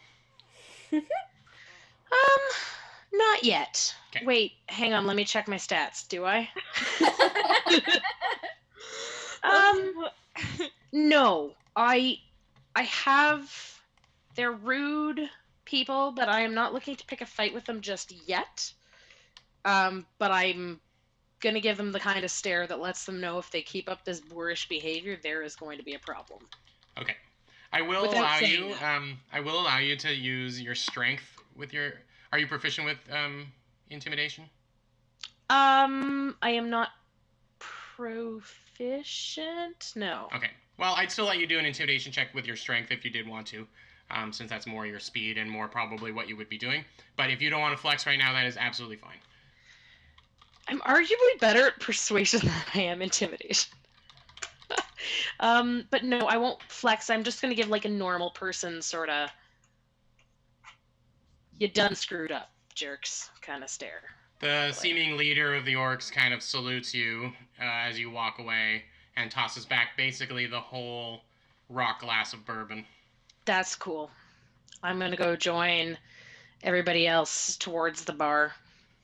And maybe mention to Buford that everyone else should probably not just be staring at orcs, because it's kind of weird.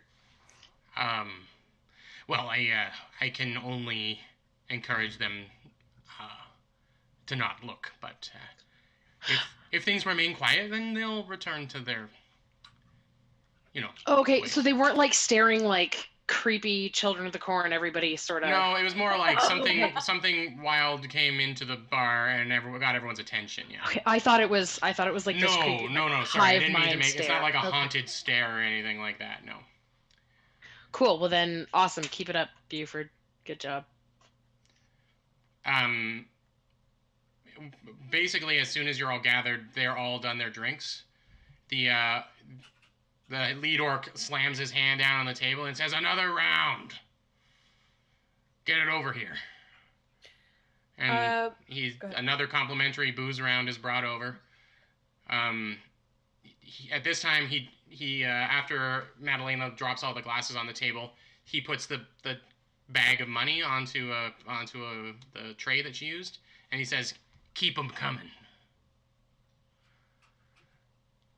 Okay, what's everyone doing? I'm gonna like go over to the rest of the group and So say, just to get an idea, where are you? Are you over at the bar right now? I think everyone was starting to like group over to the bar, weren't we? Yeah, that's what it Yeah. sounds like. Yeah, it's a long enough bar that you can, like, the three gnomes are taking up 2 bar stools. A couple you can sit, and a couple you can stand between the bar stools, kind of thing. Sierra, where are you in position beside Rabbit? Just so I understand this situation. I think I've been trying to stand as far away from him as Okay. possible. But I also want to know how the little girl looks. Like, I'm concerned about how if she's scared or. She's like in her mother's lap. The mother is facing the bar. The girl is looking over her shoulder with a worried look. These not friends of yours are making a real mess of my table. But to be fair, we haven't had anything to clean for a while, so I guess we're due. Do you want another drink? Any of you? Sierra, yours hasn't even been touched. Sometimes you need your wits about you. Right, but you said you wanted one. Okay. Did I? You did. All right. It's fine. I can't make you drink it. I'll just pour it back in the bottle. I'm gonna lean into the group and try and get us like kind of close together for like a whisper. A huddle? And be yeah. like, yeah, and be like, now might be a good time for us to, while this distraction is happening, go have a talk without hopefully anyone at the bar listening. So at this point, very suddenly,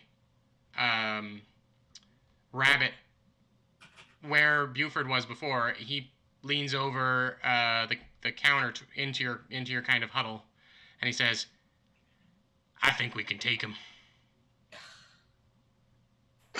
That's not what I meant. Bonnie, we can take them. We don't need you. Oh. I think you'd find me quite indispensable, ma'am. You just need to make sure I have some kind of weapon, and I'll be able to help. I don't doubt it. They're gonna make a mess of this place. It's my home. I think we can maybe make sure they just fall asleep before they cause any damage. Look, you and I both know when someone's got a maligned look in their eye, they're trouble. But it's fine. If you want to be a bunch of turkeys about it and have your secret whispered conversations, then I won't stop you. I'll be back at the bar. And he just collapses and appears back onto the bar again. So you are free to move upstairs or wherever you want to go. Everyone that you know of is down here, so... I was gonna suggest going over to like where the horses are, because they could sort of like get in the way and have like a cover sound for us and stuff like that. Like, Sure. I was looking for some Sure. where we could have a like group discussion. Let's go groom the horses. Yeah, Nice. let's go check on our New euphemistic sex move, by the way. Check the horses? Groom the horses? groom. Groom the horse. It's like bathing the dog. Wilder. Okay. All I had right. to keep up with Winter Oak. Something had to happen. Anyway, let's go. You could have banged goo people, but you didn't. That's for later. Right. So you go over to the other side. You're fine. There's no one over there. Buford probably heard you wanting to have some privacy, and he knew that was the case, and so you can kind of see him through, like at the bar. You can see him like through the door that connects them as you go through, and he kind of just waves and goes back to getting drinks ready and stuff. So. Oh, and Jonas is with you, of course. Damn it. Oh, Jonas. Does he at least have a glass of water in his hand like he promised he would be drinking some water? He has a glass of clear liquid in his hand. Can I smell it? Does it smell like alcohol? Make a initiative roll. What? That is 18. He rolled higher. And he like pulls the glass back and it sloshes around and he says, "What the hell are you doing? Get your nose out of my water." I just want to make, you know what? You're not my mammy, all right? Thank God. Anyways. Yeah, double thank God for me. He takes a sip. Calm down, you two. Anyways. Do you have fun with those two goo folk? You know what? Just go back to your drink. Don't worry about it. I was going to propose that since we have to stay here for the night, we should perhaps take shifts on, like, staying awake and watching out that none of us get goop-brained. I don't know. Although now this is a whole nother problem, so now I don't even know anymore. I don't think we should sleep, any of us. No, we can, I mean... We're gonna need sleep. Gonna need sleep. Can take an hour here and there. But... I agree with shifts. I agree shifts is a good idea, but... I'll keep watch. I'll take most of the shifts. I don't want to sleep. I'm not gonna... I don't think that's a great idea, Miss Anna, but if that's all you're comfortable with, I understand. I'll take first watch too. All right. I suppose. Okay. Is there anything else we need? Anyone else? I mean, we didn't get much from the entertainers, I suppose you called them. They don't know, they don't know that they're goop people, so they don't really have a lot of insight as to what's going on, Didn't have no opinions. They think they're living a great life, so I guess don't want to harm no folk that think they're having a fine old time. Rowena, she knows. She took a lot of notes, but there was nothing that stuck out to me in them. I mean, if we get this brawl with these orcs out of the way, because we know it's going that way, we could probably all just have a quick bit of shut-eye. At least most of us could. Because they're being pretty darn rude guests. I'm just hoping they'll pass out. Same. I would rather not fight with them if they don't have to. I think they also present a good distraction to keep us from getting gooped-brained. I don't know how many brains they can goop at the same time. Maybe there's a maximum amount. I'm just not super comfortable being surrounded by orcs who are being rude and hive mind, but you're right. I understand. And that's why we'll post a watch. Can I get perception checks from everyone, please? Yes, indeedy. God damn it, Anna. Yeah, natural 20 plus 3, 23. All right. Ruby Eye, you notice that the larger leader orc has, just through the doorway, you see him, he's gone over to the counter, the bar, and he says, "I said keep it coming." And he just reaches behind the bar and grabs the whiskey bottle and goes back. Anna pulls out her... Well, actually, I don't know how guns work, but I want her to do the spinny thing to make the noise and then, flip it closed. Okay. Make a performance check, please. Alright, let me pick the right dice. I am going to go over as well and do my intimidation with strength and whatnot on them. You got 6. You got 6 on your performance roll? You're like... Well, it was a 2, but her performance is +4, so... You do it, and you spin it around, and then it slips out of your hands, and it clatters, and it spooks Peanut, and Peanut, rears back and neighs. No. And then you all zip up real quickly, and then Buford appears behind the counter in this part, and he says, "You know, you wanted privacy, but maybe it's best if you're not just kicking tin cans the whole time, you know." Nobody asked you, Buford. You're welcome anyway. And he ducks behind the bar and appears back over there. Anna ducks down, picks it up really fast, and just kind of doesn't make eye contact with anybody. All right, what's your plan here? I'm walking over to give the orcs a piece of my mind. Oh, no. Ruby Eye. All right. I just run after you and put my hand on your shoulder. You can, but I'm going to tell them that their behavior is rude and unacceptable, and it's not okay. They're being housed in a comfortable location. They're having drinks for free. And so what do you say as you approach? Sorry? I didn't think that far ahead. Come on. All right, so as you go over... Well, you're... Sorry. I'm going to be like, that is rude and unacceptable. You...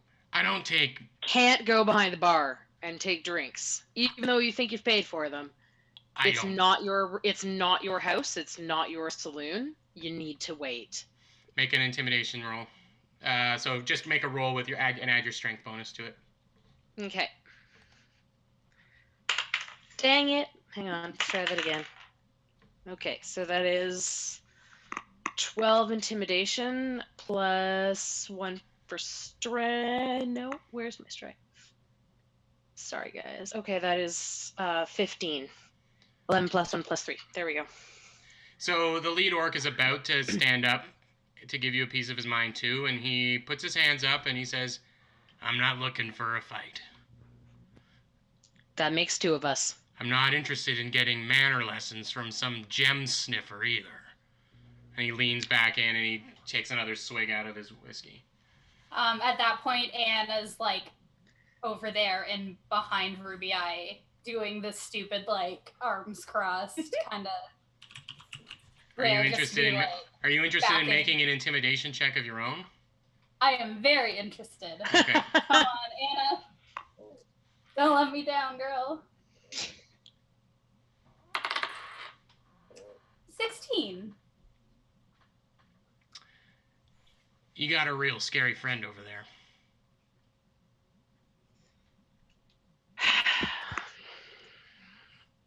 All right. This doesn't have to end in blows. I hate I'd to rather say it it, didn't. but your friends mopped the floor with us the last time we came across each other. So I'm not interested in a fight. But there'll be one if you keep getting your beard in my face. You say we mopped the floor with you last time, but you don't seem to be super scared of that happening again. Because there isn't gonna be a fight, Missy. Excuse your mouth? If there's a fight, it's gonna be your fault. It's not gonna be us. You seem to be the one picking fights and stomping around and yelling at everybody. All and right. you're insulting my friend. I can't I'm help going it. to try persuade everybody here that... Now listen. I don't want to fight. I don't want bloodshed. That's a rude behavior in someone else's house too. But we would appreciate it if everyone were on their best behavior, ourselves included. And we'll keep to our space. You keep to yours. Buford, Magdalena, is it? Madalena. Madalena, you keep the drinks flowing for these folk, and we'll all make it through a snowy night, and we can go our separate ways in the morn. That's And right. I'm trying to convince a customer's a myself- customer, tusks and all. So, drinks are on me.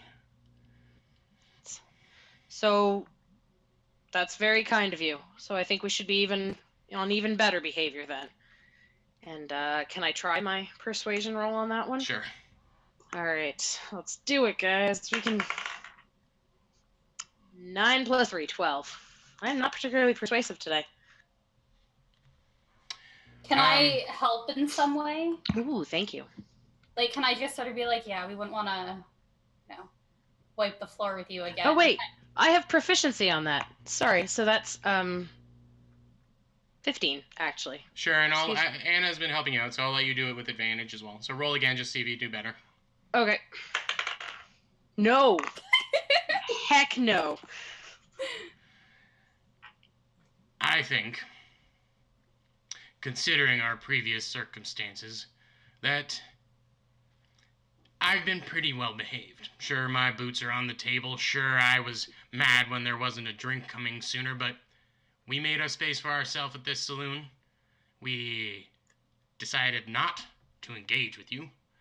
And I think that, again, considering what could happen here, we're doing pretty good. Now, if the manner lesson is complete, then I will take all of your excellent advice to heart and keep myself to myself. Anna kind of leans in and says, try harder. Jesus Christ. I love it. I love it. There is an audible grinding of teeth as he clenches his and just grinds them against each other. I'm going to offer him some of my trail mix. Just to see. It's an attempt to pacify. It's not expected. And, How are you offering see. it to him? Just like you had 3 pounds of it or something, so. 5 pounds, that's right, delicious yeah. trail mix. I'm assuming it had like a giant 5-pound sack, so I'll like take a handful out and be like, trail mix? What do you expect me to do? Peck it out of your hand like some kind of bird? Oh, if you're interested, I can get it put in a bowl for you. Would your crew like some trail mix? There doesn't appear to be any meat in that, so hard pass.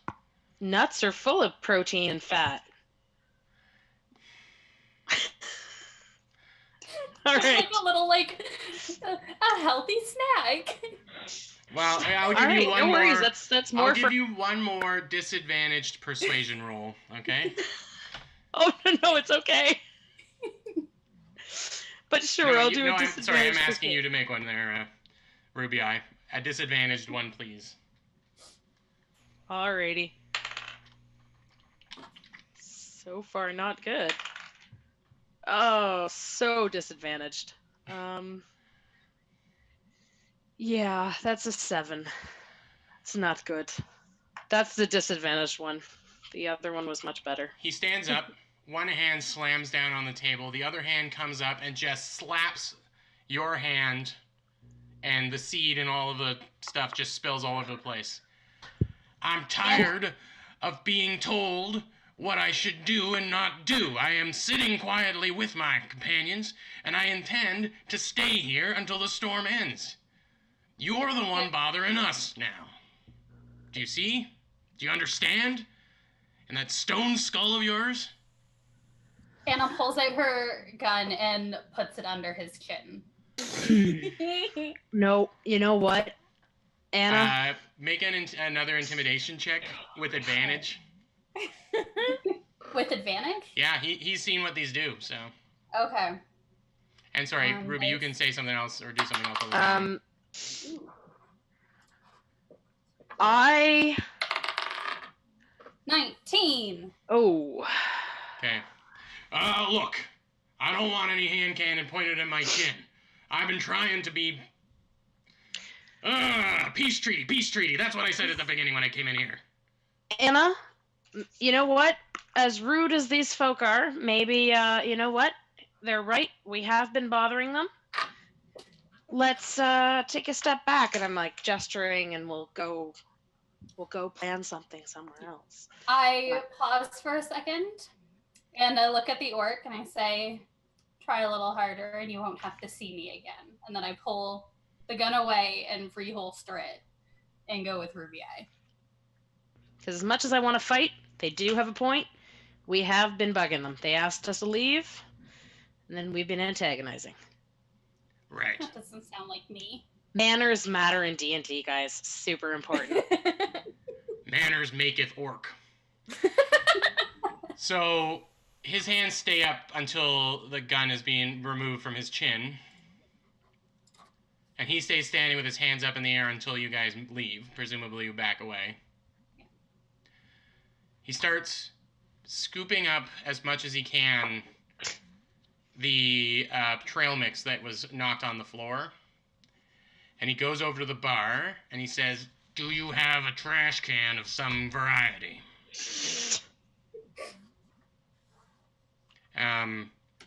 Buford says, "It's all right. Just putting it in the napkin there, and I'll deal with it. We've got, Madalena will clean up after. I mean, it's very thoughtful, but we're the saloon, it's our job to clean up. Accidents happen. Thank you." And he, noticeably beaten, slouches back to this chair. And a couple of the other orcs are laughing under their breath. And he does the, hand slam on the table and, intense stare at all of them, and they all stop. "Barkeep, do you have a deck of cards or some kind of entertainment that we can use?" And Madalena brings over a deck of cards and puts it on the table. "Thanks." And they seem to hunch in for a little while. Yep. I just realized, since they're playing games, I have dragon chess that we could offer to play with them. Of course, that's a great idea. Not. But I just remembered that Rowena has mentioned she likes to play chess. So maybe I could do that as part of my first watch. Sorry, I have to say these things or else my brain will All right, forget. that's a great idea. So, are you taking watches and all resting? Is that what's happening? I think so.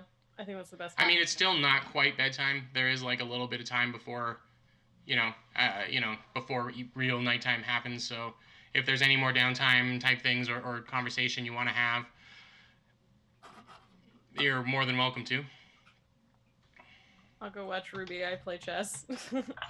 Okay. All right. Oh, is that what I think it is? Indeed it is, Rowena. Forgot I had it packed.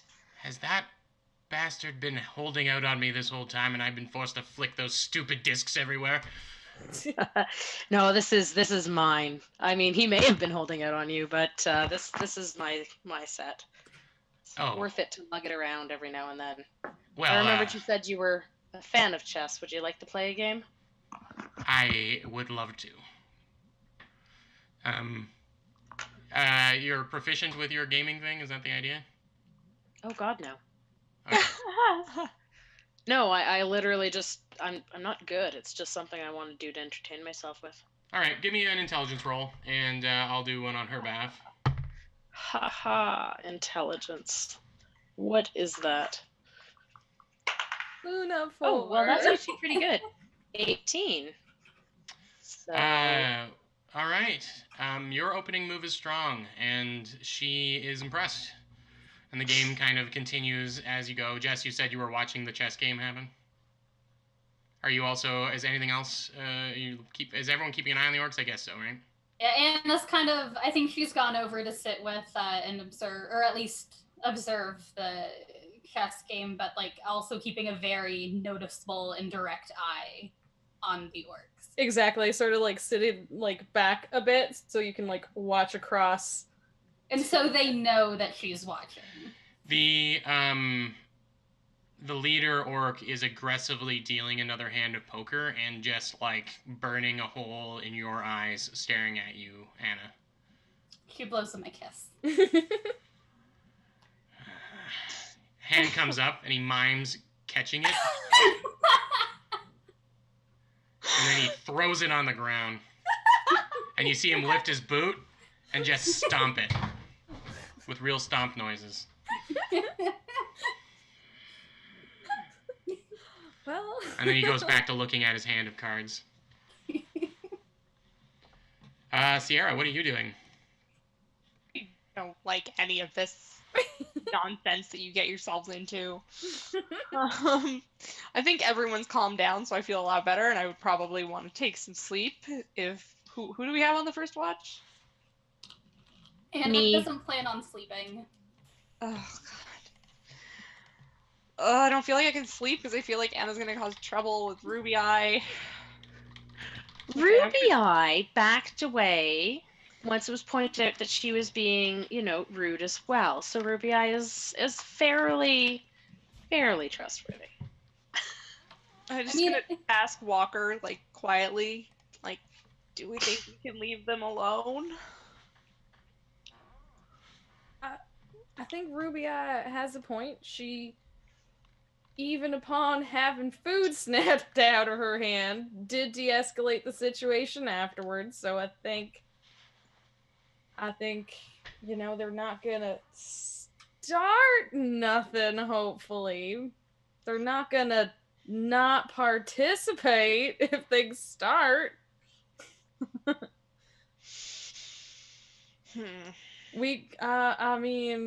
What's our other option? Get Jonas to watch him? That guy's useless.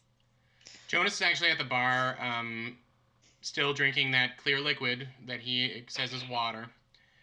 And he is talking to Rabbit.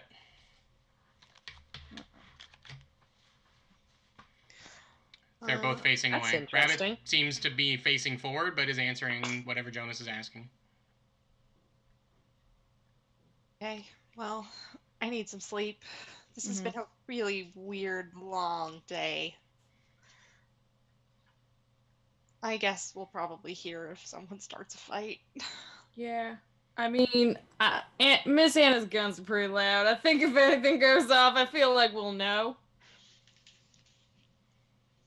Works for me. I promise I won't start any unnecessary bar brawls, Anna says, and crosses her heart, and also has like her fingers crossed behind her back.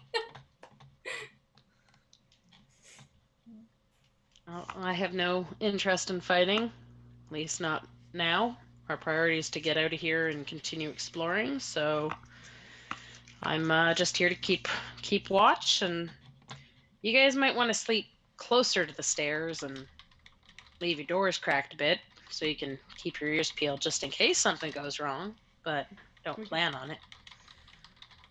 We could go upstairs to the beds, or we could settle down with the horses. I mean, we could settle down in chairs right here if everyone's not too loud. Sorry. Bunch of drunken orcs. I think you. They are actually keeping their noise level down quite a bit. There's a couple of like loud hoots as cards are thrown down on the table face up, and obviously they scoop a bunch of copper pieces off the table into their pouch. The elderly orc is nodding off on their has their hands on their staff like this and is kind of just falling asleep. But they don't seem to be making. At one point, the large orc gets up, quietly walks to the bar, and says, "Excuse me, barkeep, can I get another round of drinks for me and my companions? Amazing. Please." I was gonna say Walker was waiting to hear the magic word. I am happy to, I'll be bringing the bottle over. Seems to be the wise choice. I'll bring 2 bottles over, then you don't have to bother me anymore, and you can keep playing your game. I am so happy to have people here. And he hands over a couple of the whiskey bottles. One's like 3/4 empty, 3/4 full, sorry, and the other one's full. And the orc says, "Thank you, that is very kind. I will leave a very good tip." I'm trying really hard not to grin when I overhear all this. Yeah. And he kind of slinks back to the table.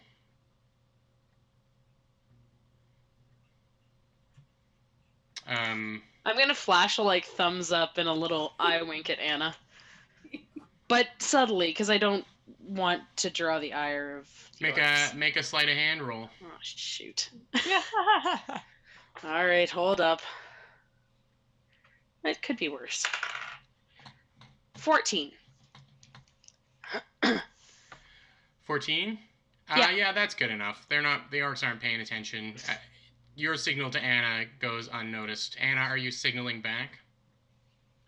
Don't do it, Anna. Just a wink, though, not Okay, sure. I won't have you. Anything too. I won't have you roll for that then.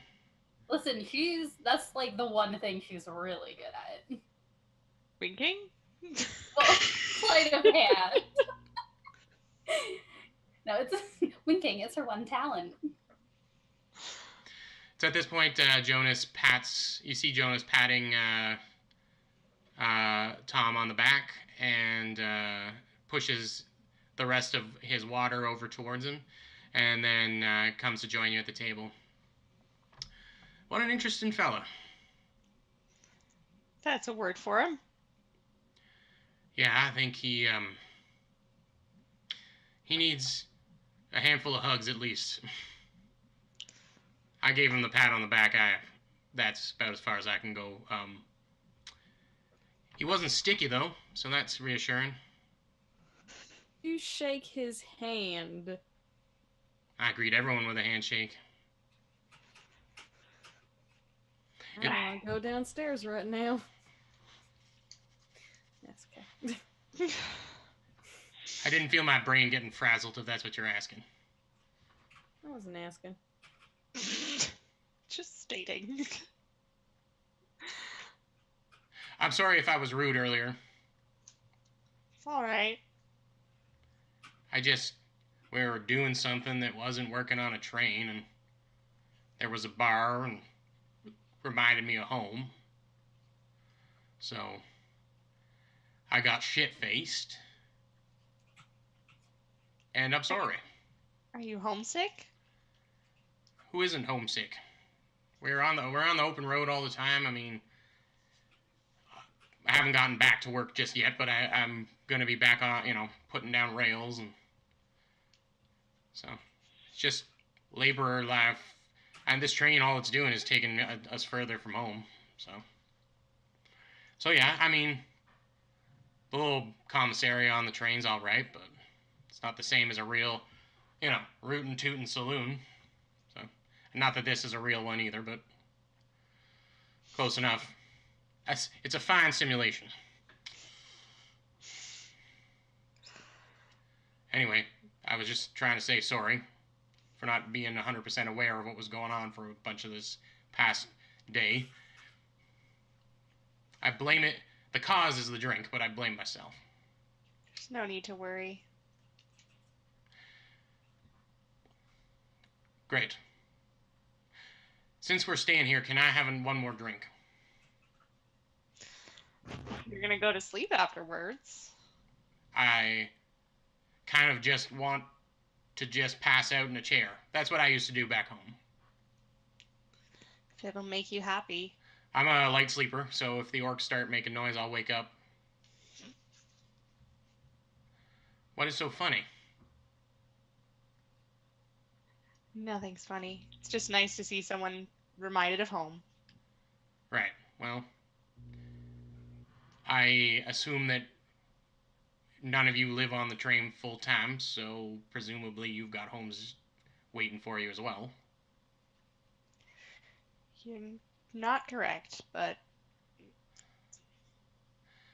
not your fault to assume that and think it would be correct. So, The wait, trains are home now. how many of you are intended not to return home? I That don't would think I can. Well, that's a cryptic answer. And Sierra, you're not heading anywhere? I don't have anywhere in mind. What about you, Walker? You're kind of quiet. I know I kind of snapped at you, and I apologize.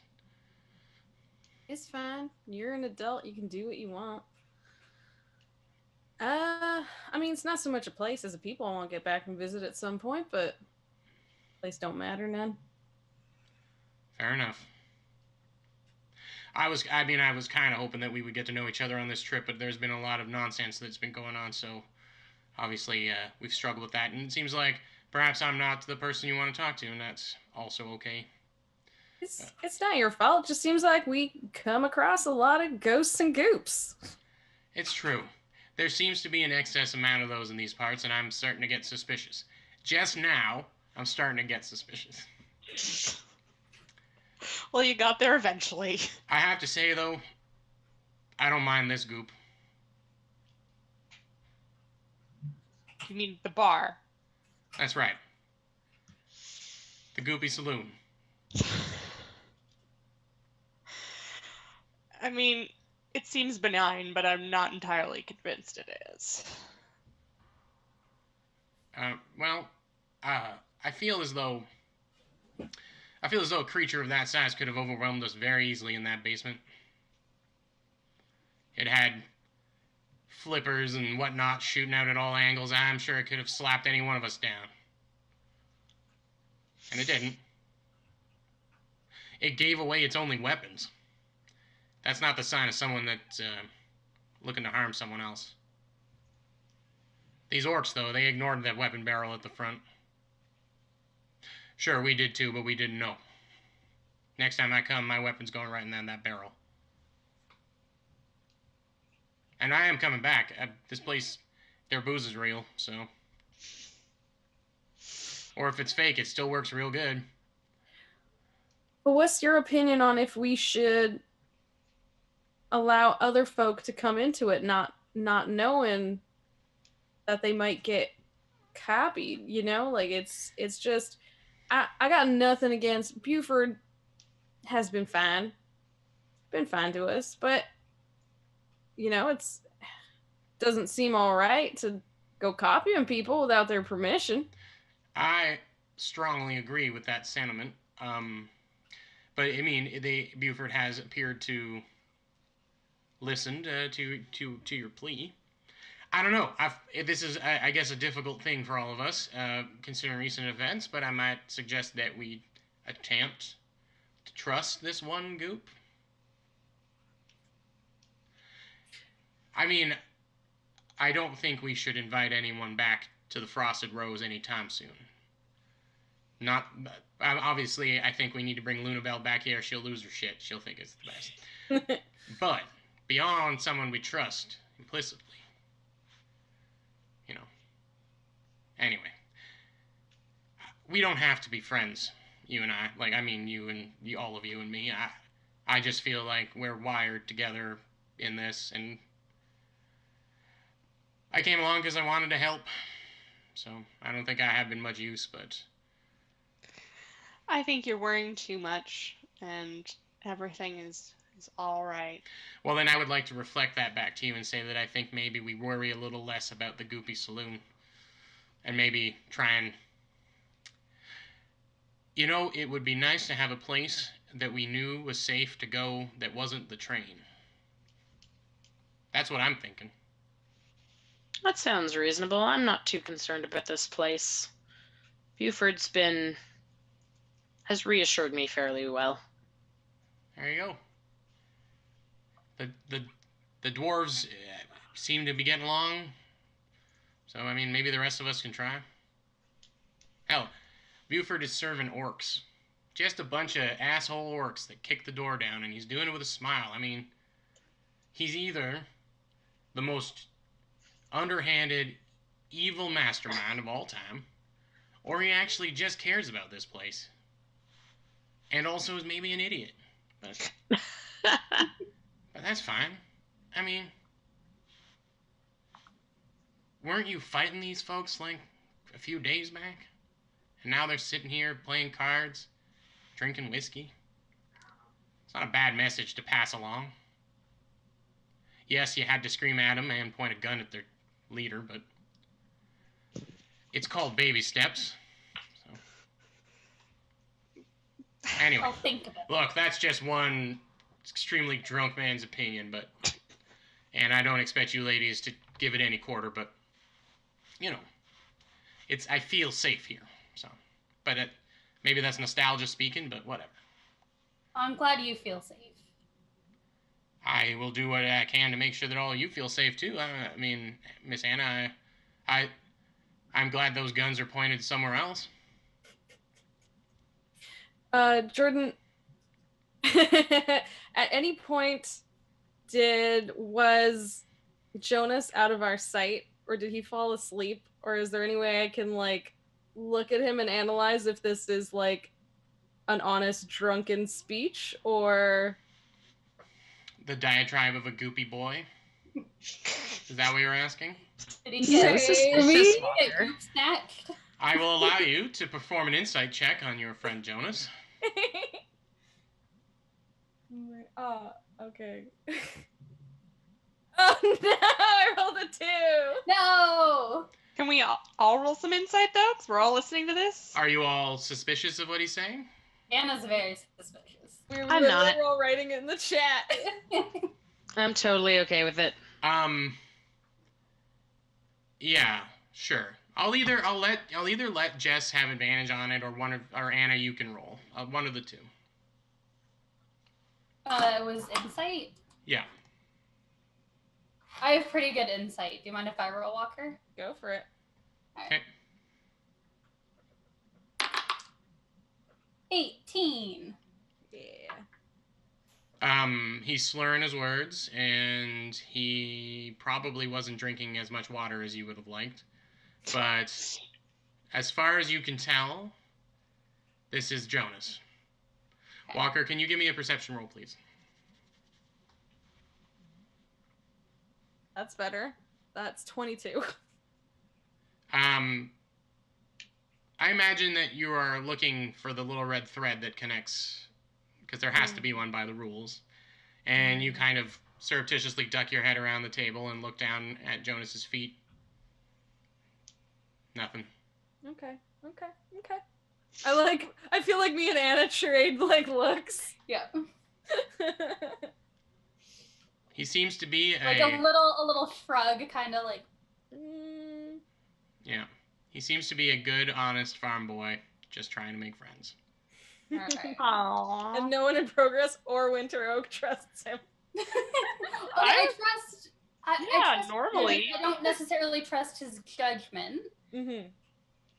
But Or that he wasn't brain gooped in a place where people get changed. yeah. Like, we just have to be sure he wasn't brain gooped. Yeah, that's all. That's absolutely fair. That's the situation I put you in for sure. Jonas goes and gets another drink. It's just a beer this time. It's nothing, no tall glass of clear liquid, and he like shares a joke with Murphy, Tom Wow. Murphy, and Tom Murphy kind of like gives him the chuck on the shoulder, and Wow. you realize that they're actually pretty close in age. Like they seem to be in their early 20s both, and maybe they're just life experiences are a little more lined up, and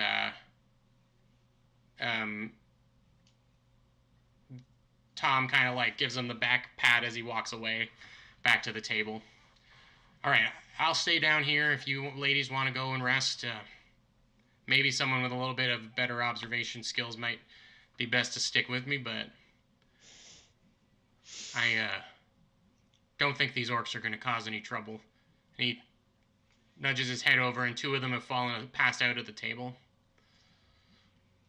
The four that are remaining are still playing cards, but they're throwing their chips and cards on top of the sleeping heads of the orcs that are passed out at the table. So, who's sticking down here with me? Me. All right. Perfect. Sierra? At least for a couple hours. I'm going to sleep. Go get some sleep. I think that's wise. We'll take the first watch. And he leans back trying to be cool, and then he kind of like falls back in the chair a little bit and then straightens it out. Keeping watch. Right. And I think we are just scooting past 4 o'clock here, so I think we're going to end on this note. So I'll have all of you make new characters for next week, because obviously this place is going to murder you all while you sleep. It's going to be a whole new cast of probably Goop people. It's going to be really good. I'm very excited for it. I have a whole Goop storyline that I'm really excited to take you all down. And Goop all the time. yeah, so Love it. we're back in 2 weeks. I think I mentioned it to most of you. I will not be here. I will be at PAX Unplugged in Philadelphia. In fact, Jess will be there as well. Hopefully, we'll have our Katie back to us, and so there will still be 4 of you.